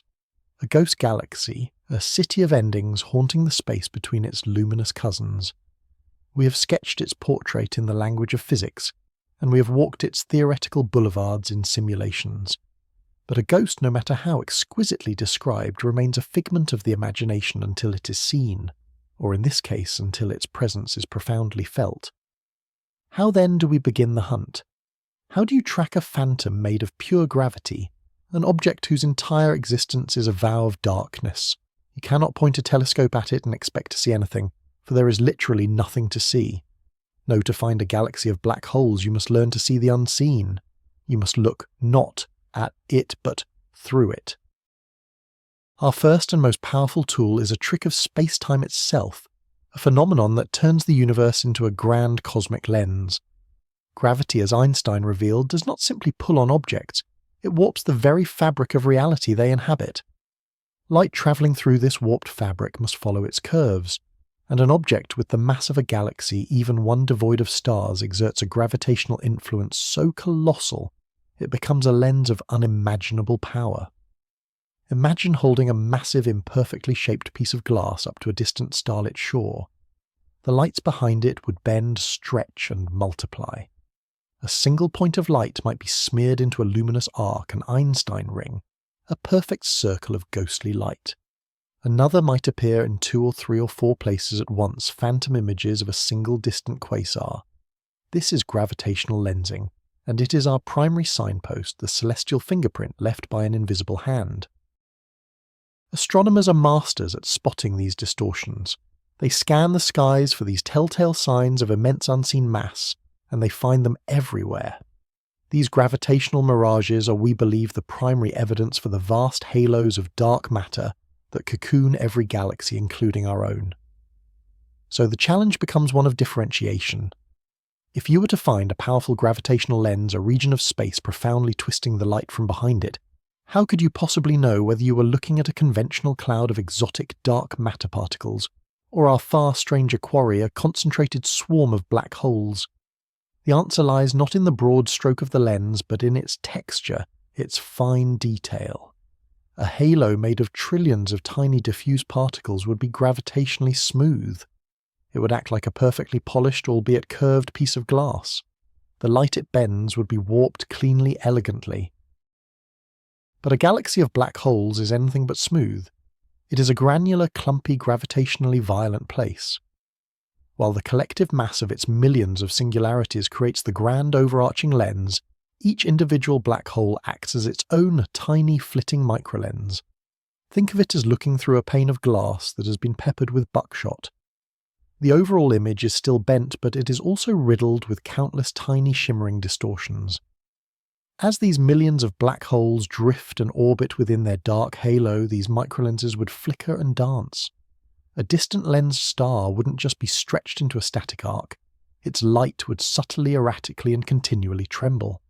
Its brightness would flicker not because of any change in the star itself, but because these gravitational bullets are constantly passing in front of it, momentarily focusing and scattering its light.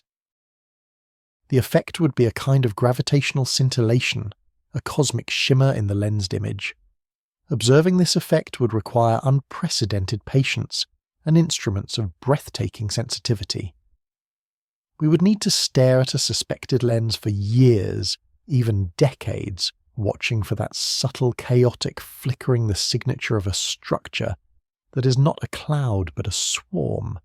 It would be the first tangible clue that we are looking at a fundamentally different kind of darkness. But lensing only reveals how the ghost galaxy affects the far distant universe. To gain a more intimate portrait, we must look closer at its immediate neighbourhood for evidence of its victims. A black hole galaxy is a predator. Its immense concentrated gravity is a weapon, and like any predator, it leaves a trail. Imagine a small innocent dwarf galaxy, or a globular cluster of stars wandering through the intergalactic void. By chance, its billion-year journey brings it too close to the edge of our invisible phantom. It would feel the pull of gravity just as it would with any galaxy. But this is different. There are no luminous spiral arms to welcome it, no galactic disk to merge with. There is only a cold, relentless and unforgiving gravitational tide. The side of the star cluster closer to the dark galaxy would be pulled with incomprehensibly greater force than the side farther away. This tidal force would begin to stretch it to tear at its edges. Stars that were once bound together by their mutual gravity for eons would be mercilessly stripped away one by one. The process is a kind of celestial unravelling. Picture pulling a single thread from a ball of cosmic yarn.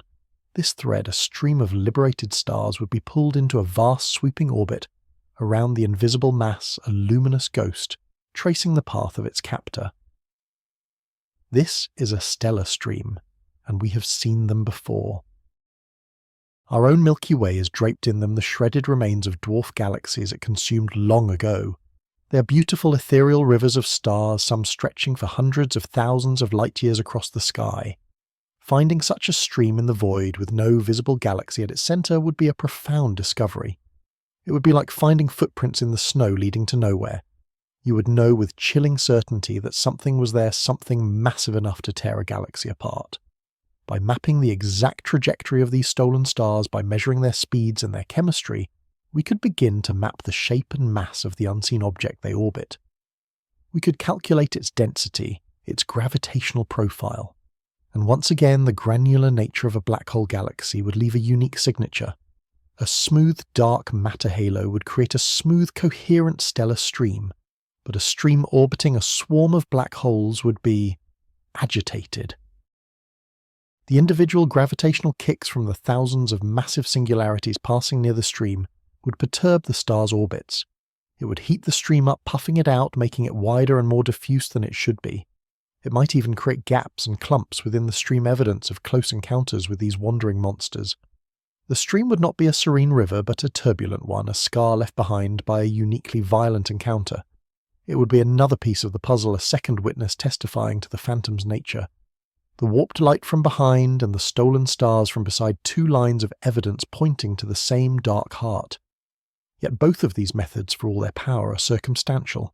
They are shadows, echoes, footprints. They tell us something massive and dark is there, and they might even hint at its clumpy nature, but they do not allow us to hear its voice. To do that, to get the one piece of irrefutable smoking gun evidence we need to abandon light entirely, we must close our eyes to the electromagnetic spectrum and learn to listen to the vibrations of space-time itself. We must listen for the sound of gravity. Inside the crushing darkness of a black hole galaxy, the silence is a lie. It is, in fact, the most sonically violent place in the cosmos. Not sound in the conventional sense, of course, but a constant churning storm of gravitational waves. Every starless sun in this ghost galaxy is locked in a complex orbit, a gravitational dance, with its thousands upon thousands of neighbours. They swing past each other, they circle in binary pairs, they form chaotic triple systems. And every time they accelerate, every time they swerve or orbit, they shed a tiny amount of their energy into the universe as ripples in the fabric of space-time. For most of these orbits, these waves are a faint continuous murmur, a low-frequency hum of 1 trillion tons of matter in motion. But this is merely the background noise. The true symphony begins when two of these black holes find themselves trapped in a decaying orbit, a gravitational death spiral. Drawn together over millions of years, two black holes, each perhaps 30 times the mass of our sun, begin their final waltz. They are now spinning around each other hundreds of times a second, moving at a substantial fraction of the speed of light. The space around them is no longer a placid backdrop. It is a furiously twisting vortex. In these final moments, they are pumping out gravitational waves with more power than all the shining stars in all the galaxies in the observable universe combined. This is not a whisper. It is a cosmological scream. As they spiral closer and closer, the frequency of these waves rises, and so does their amplitude, creating a characteristic signal that scientists call a chirp. It's a sound that sweeps upwards in pitch and volume, a cosmic glissando that culminates in a final percussive bang as the two event horizons touch and merge into one. A new, more massive black hole is born, and the space-time around it violently rings like a struck bell before settling back into silence. Our gravitational wave observatories like LIGO and Virgo have already heard these chirps. They are the sounds of individual pairs of black holes merging somewhere out in the vast emptiness of the universe. We detect one every few days, but a galaxy of black holes would be entirely different. It wouldn't produce just one chirp. With millions of black holes packed into a relatively small volume, mergers would be a common, almost daily occurrence. This structure would not be a source of occasional isolated signals. It would be a beacon, a lighthouse of gravitational waves broadcasting a continuous overlapping chorus of chirps. It would be a stochastic background, a persistent hum of space-time vibrations punctuated by the loud cries of the most recent, most powerful mergers. A conventional dark matter halo composed of elementary particles cannot do this. WIMPs and axions do not form binary pairs and merge. They do not scream out in the language of gravity. They are for all intents and purposes gravitationally silent. This unique thunderous signature is the key. It is the one piece of evidence that cannot be explained away. Future space-based gravitational wave observatories like the Laser Interferometer Space Antenna or LISA will be tuned specifically to listen for this cosmic symphony. LISA, with its millions of kilometers-long arms, will be sensitive to the lower frequency gravitational hum produced by the slow majestic dance of countless black hole pairs long before they enter their final frantic merger. It would be able to pinpoint a region of the sky that was anomalously, impossibly loud in gravitational waves. Imagine scanning a radio dial, searching through static, and suddenly discovering a powerful, persistent broadcast station where there should be only silence. That is how we will find them. We will hear their collective voice ringing out across the cosmos. So now we have our complete forensic toolkit. First, we will search for the gravitational lens, a great invisible anchor distorting the fabric of the universe, and we will watch for the telltale shimmer in the lens light that betrays the swarm within. Second, we will hunt for the victims, the ghostly stellar streams, the luminous scars that trace the phantom's path through the void, looking for the turbulence kicked up by its dark heart. And finally, the ultimate confirmation, we will turn our gravitational ears to the sky and listen for the symphony of a million black holes merging a chorus of space-time chirps that no other object can produce. Each piece of evidence on its own is tantalizing but ambiguous. But together, the warped light, the stolen stars, and the gravitational song, they form an undeniable trinity of proof. They provide a path out of the realm of pure theory and into the world of observation. The ghost at last can be cornered. The implications are staggering. To confirm the existence of even one such galaxy would not just add a new creature to our cosmic zoo. It would force us to re-evaluate the very dawn of the universe. It would provide a radical alternative solution to the dark matter mystery, and it would open up a new terrifying window into the ultimate fate of matter in the cosmos. The theoretical groundwork has been laid. The observational strategy has been devised. The hunt is no longer a distant dream, but an impending reality. The only question that remains is a simple yet profound one. As our next generation of telescopes and observatories begin their patient vigil, scanning the silent, empty patches of the sky, where exactly should we begin to look? And so we stand at a precipice of understanding. We have gathered the whispers from the dawn of time, the theoretical spectres of primordial black holes. We have faced the profound and unsettling silence from the frontiers of physics, where our most cherished theories of matter simply fail to account for the universe we see. The pieces are on the board, scattered and tantalizing. Now is the moment to assemble them, to step away from conjecture and into the realm of rigorous creation. It is time to build from the raw mathematics of gravity and the quantum chaos of the first second a cohesive and terrifyingly plausible vision, the architecture of a galaxy made of pure darkness. The construction does not begin with the gentle collapse of a luminous nebula, but in the violent, seething cauldron of the post-inflationary universe. Imagine a cosmos less than a second older place of such unimaginable density and energy that the very fabric of space-time buckled and churned like a stormy sea. In this maelstrom, as we explored microscopic pockets of reality, could become so compressed they collapsed directly into black holes, not from the death of a star, but from the raw, untamed energy of creation itself. These are our building blocks, the primordial black holes, or PBHs, scattered like a fine dark dust throughout the expanding volume of space. Unlike the gas and dust that would later form our own galaxy, this material does not glow, it does not radiate, it does not interact with light or with itself through any force except the most ancient and inexorable one gravity. In the standard model of cosmology, tiny quantum fluctuations in the early universe are amplified by inflation, creating infinitesimally denser regions that act as gravitational seeds.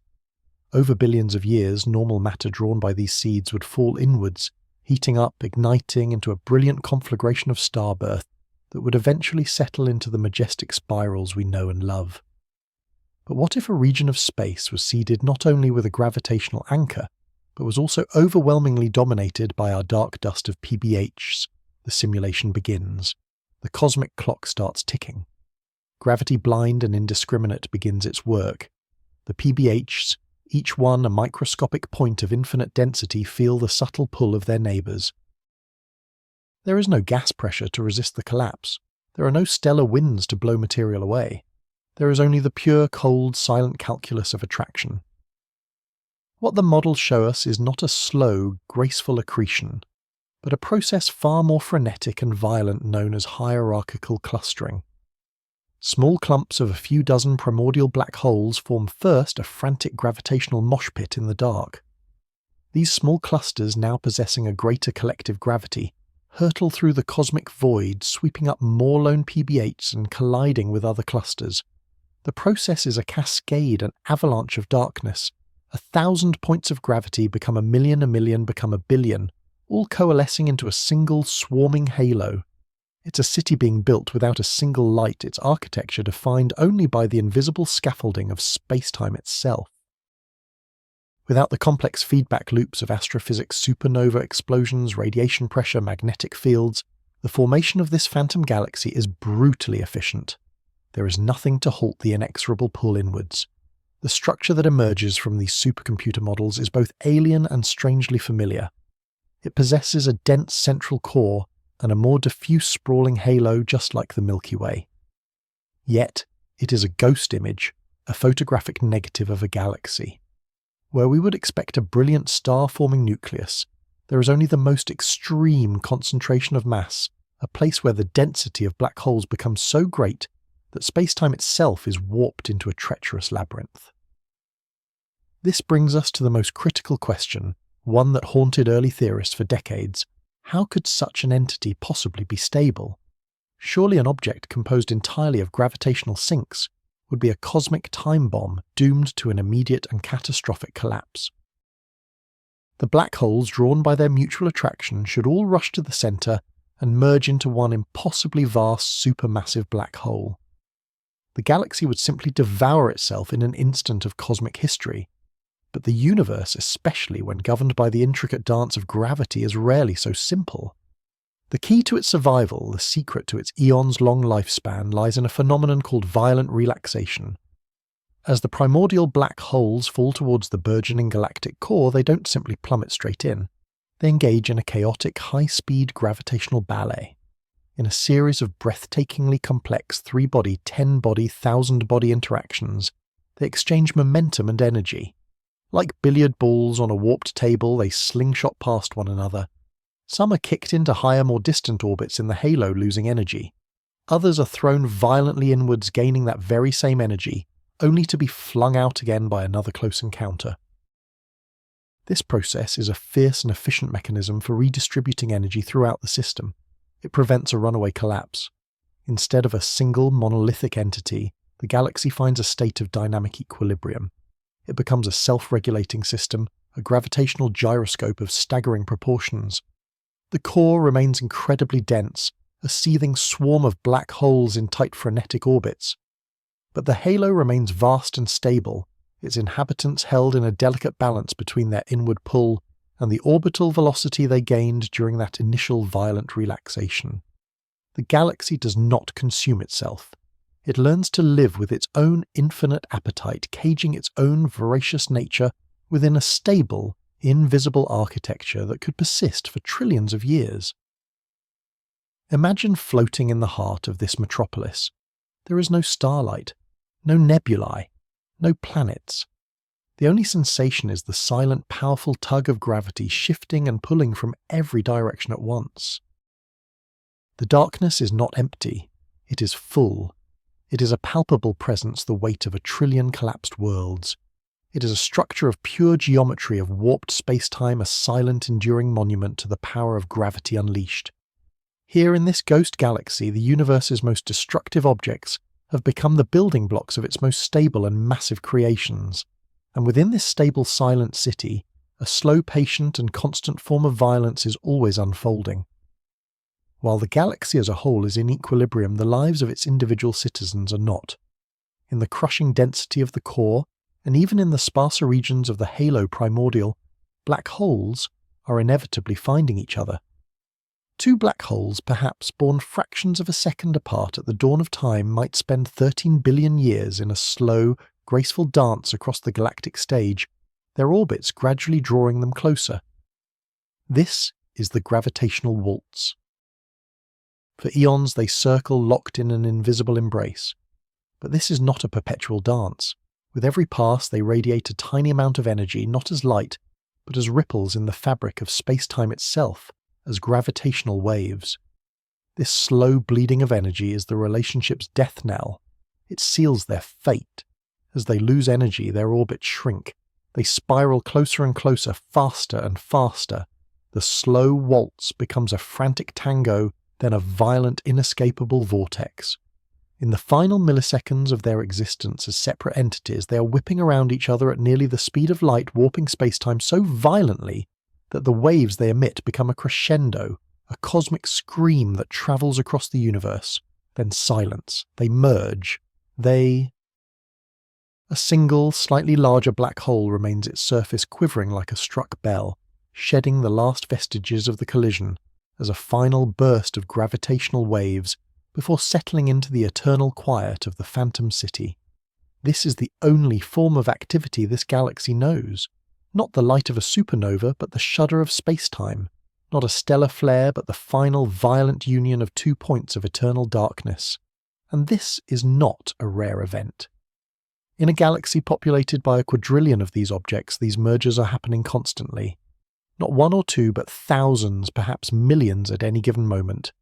Each one is a tiny solitary whisper in the dark. Alone they are undetectable from our vantage point millions of light years away. But together they create something extraordinary. Together they produce the galaxy's voice. They combine into a choir that sings the song of dark matter, a symphony of silence. This symphony is the key. It is the definitive, unambiguous smoking gun we have been searching for. To hear it, we don't need a telescope that sees light, but an observatory that can feel the very vibrations of reality. Instruments like the future laser interferometer, space antenna or LISA, a celestial triangle of spacecraft millions of kilometers on a side, are not designed to look at the sky, but to listen to it. They are engineered to detect the infinitesimal stretching and squeezing of space-time caused by passing gravitational waves. When we finally deploy these next-generation detectors, we will be able to hear the individual high-frequency chirps from the mergers of massive stellar-born black holes in normal galaxies. We have already accomplished this, a revolution in astronomy. But the ghost galaxy will sound completely different. It won't produce a series of distinct, isolated chirps. Instead, the millions of simultaneous quieter mergers of its smaller primordial black holes will blend together. They will create a persistent underlying hum across the cosmos, a stochastic gravitational wave background. This is the spectral fingerprint of a phantom galaxy.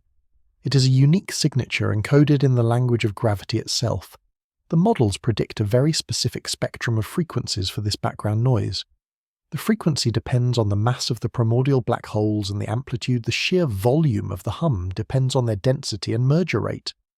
Finding a gravitational wave background is one thing, but finding one that perfectly matches the precise calculated predictions for a self-annihilating dark matter galaxy, that would be irrefutable.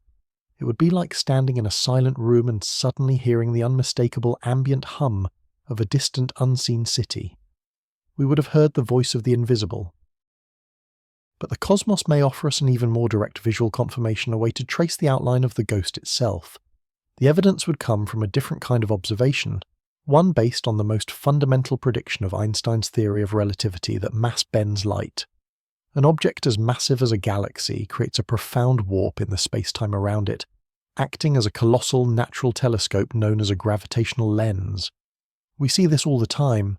The gravity of a massive galaxy cluster in the foreground will bend and magnify the light from a far more distant galaxy behind it, creating beautiful distorted arcs and multiple images of the background source. Now imagine we point our future telescopes at a distant quasar. We see its light is being warped. We see the classic signs of a powerful gravitational lens at work, magnifying and smearing the quasar's image into an Einstein cross or a luminous ring. Standard procedure would be to then take a deep field image to study the massive galaxy.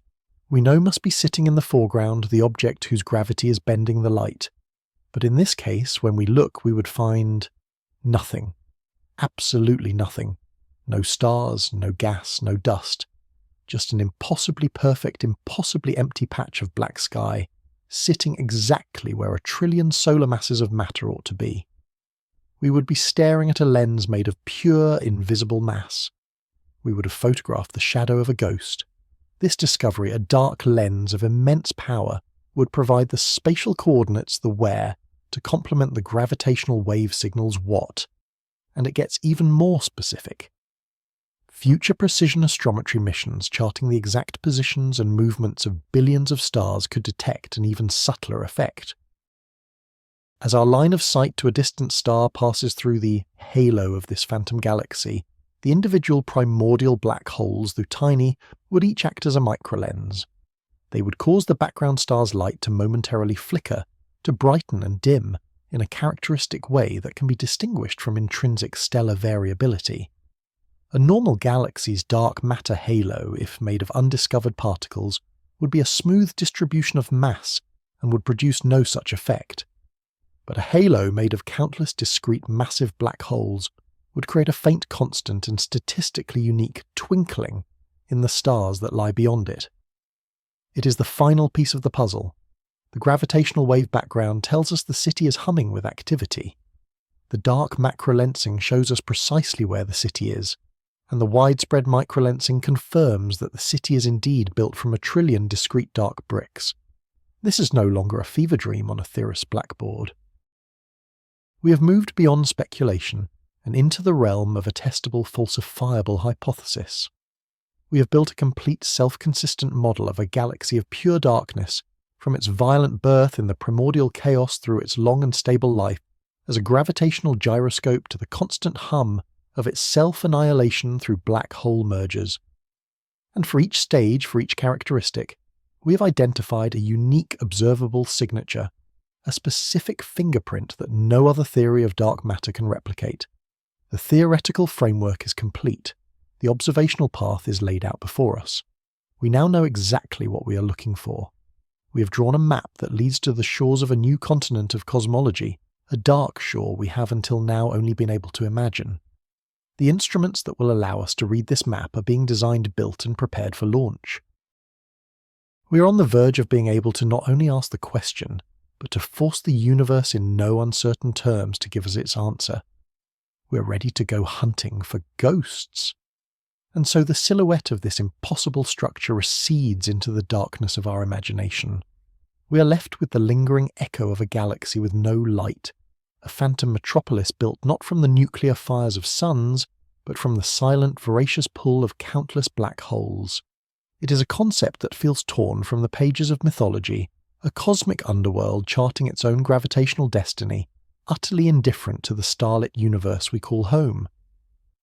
To have walked the theoretical shores of such a place is to have fundamentally altered our perception of what a galaxy can be. We have been conditioned to see them as grand islands of light, luminous tapestries, woven with the brilliant threads of nebulae and the diamond dust of a billion stars. We associate them with radiance, with creation, with the very genesis of life-giving elements forged in stellar furnaces. Yet this dark sibling, this gravitational ghost, forces us to reconsider the most basic definitions we hold dear. It suggests that the universe is not only stranger than we imagine, but stranger than we can imagine. It posits that gravity in its most extreme and unadulterated form may be a sufficient architectural principle on its own. It whispers of a cosmos where the grandest structures might be utterly invisible, their existence betrayed only by the subtle ways they warp the light of things far beyond them, or by the faint mournful cries of gravitational waves shivering through the void. This journey into the heart of a theoretical abyss wasn't just an exploration of a bizarre cosmic object. It was an exploration of the limits of our own understanding. It challenged our reliance on light as the ultimate messenger of cosmic truth. For millennia we have been astronomers, star-namers, our knowledge predicated on what we could see. But here we are asked to become something else entirely.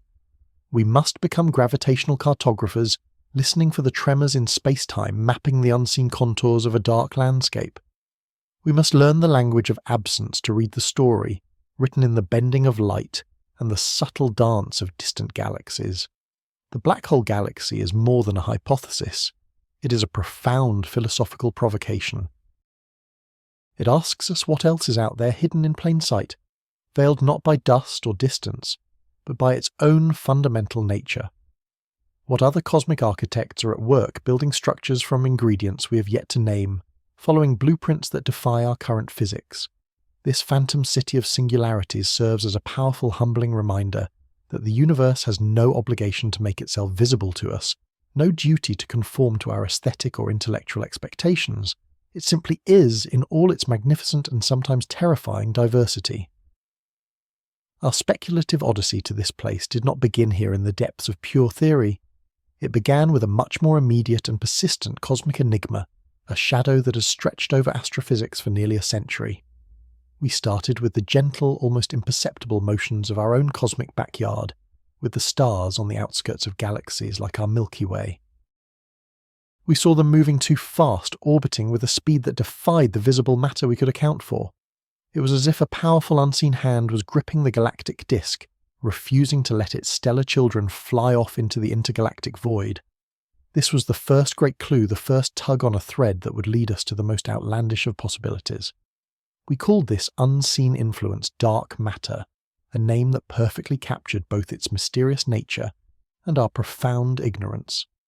It was a placeholder for a discovery yet to be made, a cosmic X in the grand equation of the universe.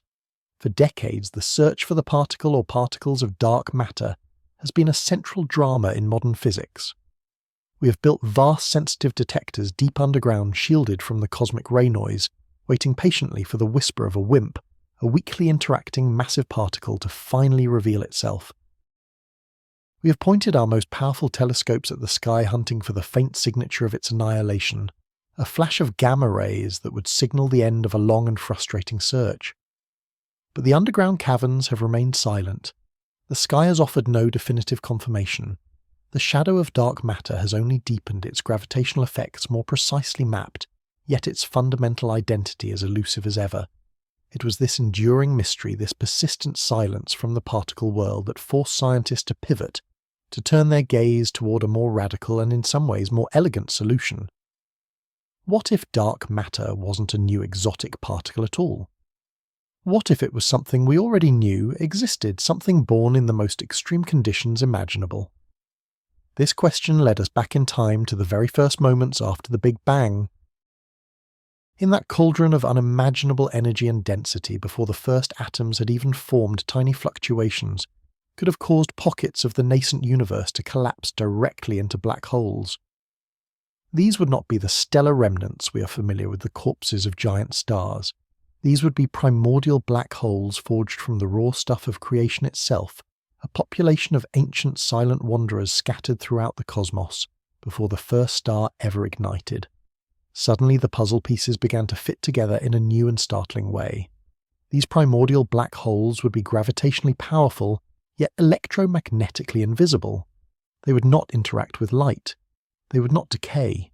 They would be the perfect candidate for the universe's missing mass hiding in plain sight. And once we allowed for that possibility, once we accepted that the universe might be filled with these ancient dark seeds, the next logical step, however audacious, became unavoidable. If they could account for the missing mass within a normal galaxy, could a vast swarm of them under the right conditions form a galaxy of their own? This was the final breathtaking leap of imagination. From a subtle anomaly in stellar orbits through a frustrating search for an exotic particle to the fiery crucible of the Big Bang, we arrived at the concept of a structure of pure gravity, an entire galaxy made of nothing but primordial black holes. We traced a single thread of logic from a mundane observation to a mind-bending conclusion, a testament to the power of the scientific method to lead us to shores we never intended to find. It's a journey that showcases how science progresses, not just through steady, incremental discoveries, but through bold, paradigm-shifting acts of imagination by daring to ask, what if? But this grand, dark architecture, however logically sound, remains a ghost in the machine of theory. It is a beautiful and compelling mathematical object, a solution to a long-standing cosmological problem, but without observational evidence it is little more than an elegant fiction. To drag this phantom out of the shadows and into the light of scientific consensus, we need more than imagination. We need new eyes. We need new ears. We need to build a new generation of observatories designed not just to see the universe, but to sense it in fundamentally new ways. The quest to confirm or deny the existence of a black hole galaxy is already driving a technological revolution, pushing our engineering and data processing capabilities to their absolute limits. We are standing on the cusp of an era where we might finally have the tools to map the invisible. Consider the successors to the Hubble and James Webb Space Telescopes, future observatories with mirrors so vast they will be able to detect the most subtle distortions in the fabric of space. A galaxy made of black holes would be invisible to them, directly a complete and utter blank spot on the sky. But its gravitational influence would be profound. As light from a far more distant luminous galaxy travels towards us, passing through the domain of this dark structure, its path would be bent, warped, and magnified. We call this phenomenon gravitational lensing. With current technology, we can see the dramatic arcs and rings created when light passes by a single massive galaxy cluster. But the next generation of telescopes will be sensitive enough to detect something far more subtle, the collective faint lensing signature of millions of smaller planet mass objects. They would be looking for a specific kind of cosmic flicker, a micro-lensing storm where the background light of a distant galaxy appears to subtly twinkle and shift as it passes through a vast field of compact invisible masses. It would be an unmistakable fingerprint, a pattern of distortion that could not be created by a smooth cloud of hypothetical particles, but only by a massive collection of discrete point-like objects. Finding such a signal would be the astronomical equivalent of seeing footprints in the snow, proof that something unseen had passed that way. We would not be seeing the black hole galaxy itself, but its gravitational shadow cast across the cosmos, a silhouette traced in the warped light of a galaxy billions of light-years behind it. It would be the first truly tangible piece of evidence, a signpost pointing us toward this new and hidden cosmic geography. Yet light is only half of the story. The true revolution in our ability to probe these dark realms comes from our newfound ability to listen to the universe. For most of human history, astronomy has been a silent movie. But with the advent of gravitational wave observatories like LIGO and Virgo, we have finally turned on the sound. We can now hear the cosmic cataclysms, the violent collisions of black holes and neutron stars as they send ripples, gravitational waves shuddering through the fabric of space-time itself. These ground-based detectors are exquisitely sensitive to the mergers of stellar mass black holes, the final chirping cries of dying binary systems. They have opened a new window onto the cosmos, but their vision, or rather their hearing, is limited to these high-frequency events. To hunt for a galaxy of primordial black holes, we need a different kind of ear. We need to listen for a much lower, deeper frequency, the slow, inexorable in-spiral of more massive black holes, the kind that might form the central core of a dark galaxy. This requires an observatory of truly astronomical proportions. This is the promise of LISA, the Laser Interferometer Space Antenna. LISA will not be a single observatory on Earth, but a triumvirate of spacecraft flying in a precise formation, millions of kilometers apart, trailing our planet in its orbit around the Sun. They will be connected by laser beams, forming a gravitational wave detector of unprecedented scale and sensitivity. LISA will be a cosmic seismograph capable of sensing the faintest low-frequency tremors in the universe. It will be able to hear the slow, gravitational hum of supermassive black hole binaries in the centers of distant galaxies, a process that takes millions of years to unfold. And crucially for our search, it would be perfectly tuned to detect the mergers of intermediate mass black holes, the very building blocks from which a dark galaxy might be constructed. If such a galaxy exists, it would not be a silent place. It would be a dynamic, chaotic environment, a gravitational dance floor where its constituent black holes are constantly interacting, pairing up, and eventually merging. These mergers would produce a unique chorus of gravitational waves, a continuous overlapping symphony of chirps and tones at the exact frequencies LISA is designed to hear. If we were to point a future, more advanced gravitational wave observatory in the direction of a suspected dark galaxy, one identified through its lensing signature, and we heard this characteristic cacophonous hum, it would be the smoking gun. It would be the sound of the invisible city, the ambient noise of a metropolis of singularities, confirming one of the most audacious predictions in the history of science. So what if, after all this searching, after decades of meticulously scanning the sky for faint distortions and listening intently for the whispers of space-time, we find nothing? What if the lensing signatures never appear and the gravitational wave spectrum remains stubbornly silent? Would this entire intellectual journey have been a failure, a grand and entertaining diversion into science fiction? Absolutely not. The value of a powerful scientific idea is not measured solely by whether it turns out to be true. Its value also lies in the questions it forces us to ask, and the new avenues of research it opens up. The very act of seriously considering a galaxy of black holes has forced us to refine our models of galaxy formation, to reconsider the physics of the early universe, and to design and build these incredible new instruments that will undoubtedly uncover wonders we cannot yet foresee. Science is not a straight path to a single truth. It is a process of exploration, of charting a vast and unknown territory. Sometimes we draw a feature on the map that upon closer inspection turns out not to be there. But in the process of searching for it, we map the surrounding landscape with exquisite, unprecedented detail. We learn about the real mountains and rivers and valleys that we would have otherwise overlooked. The hypothesis of a black hole galaxy has served as a whetstone, sharpening our theoretical tools and our observational capabilities. It has pushed our understanding of gravity cosmology and structure formation to their absolute limits. Even if they don't exist, the legacy of this incredible idea will be a far deeper and more nuanced understanding of the universe that does. It provides a crucial null hypothesis, a benchmark against which we can test our other theories for dark matter and galaxy evolution. We stand at a remarkable moment in our cosmic journey. We have for the first time built tools that are not limited by the visible spectrum. We are transcending our biological reliance on light and learning to perceive the universe through the fundamental force of gravity itself. We are in essence developing a new sense, one that will allow us to perceive the hidden cosmic architecture, the dark scaffolding upon which the luminous universe is built. The coming decades promise a flood of new data, a new map of the heavens drawn not in the ink of photons but in the subtle curvature of space-time. On that map we may find signposts that point the way to these phantom galaxies, these silent monuments to the power of gravity. Or we may find something else entirely, something even more strange, more beautiful and more challenging to our conception of reality. And that ultimately is the point. The universe is not a solved puzzle. It is a grand, unfinished symphony, and we are just now learning how to hear all the instruments. Our journey from the familiar star-strewn shores of the Milky Way to the theoretical heart of a galaxy made of black holes is a testament to the most powerful force we know, human curiosity.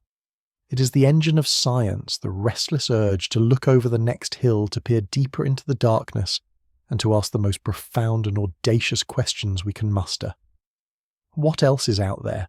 What other forms can matter and energy take? What grand cosmic principles have we yet to uncover? The search for a galaxy of black holes is more than a search for a single exotic object. It is part of our ongoing quest to understand our place in the cosmos, to read the unwritten chapters of the universe's history, and to marvel at the infinite breathtaking beauty of its deepest secrets. The darkness is not empty. It is simply a story waiting to be told.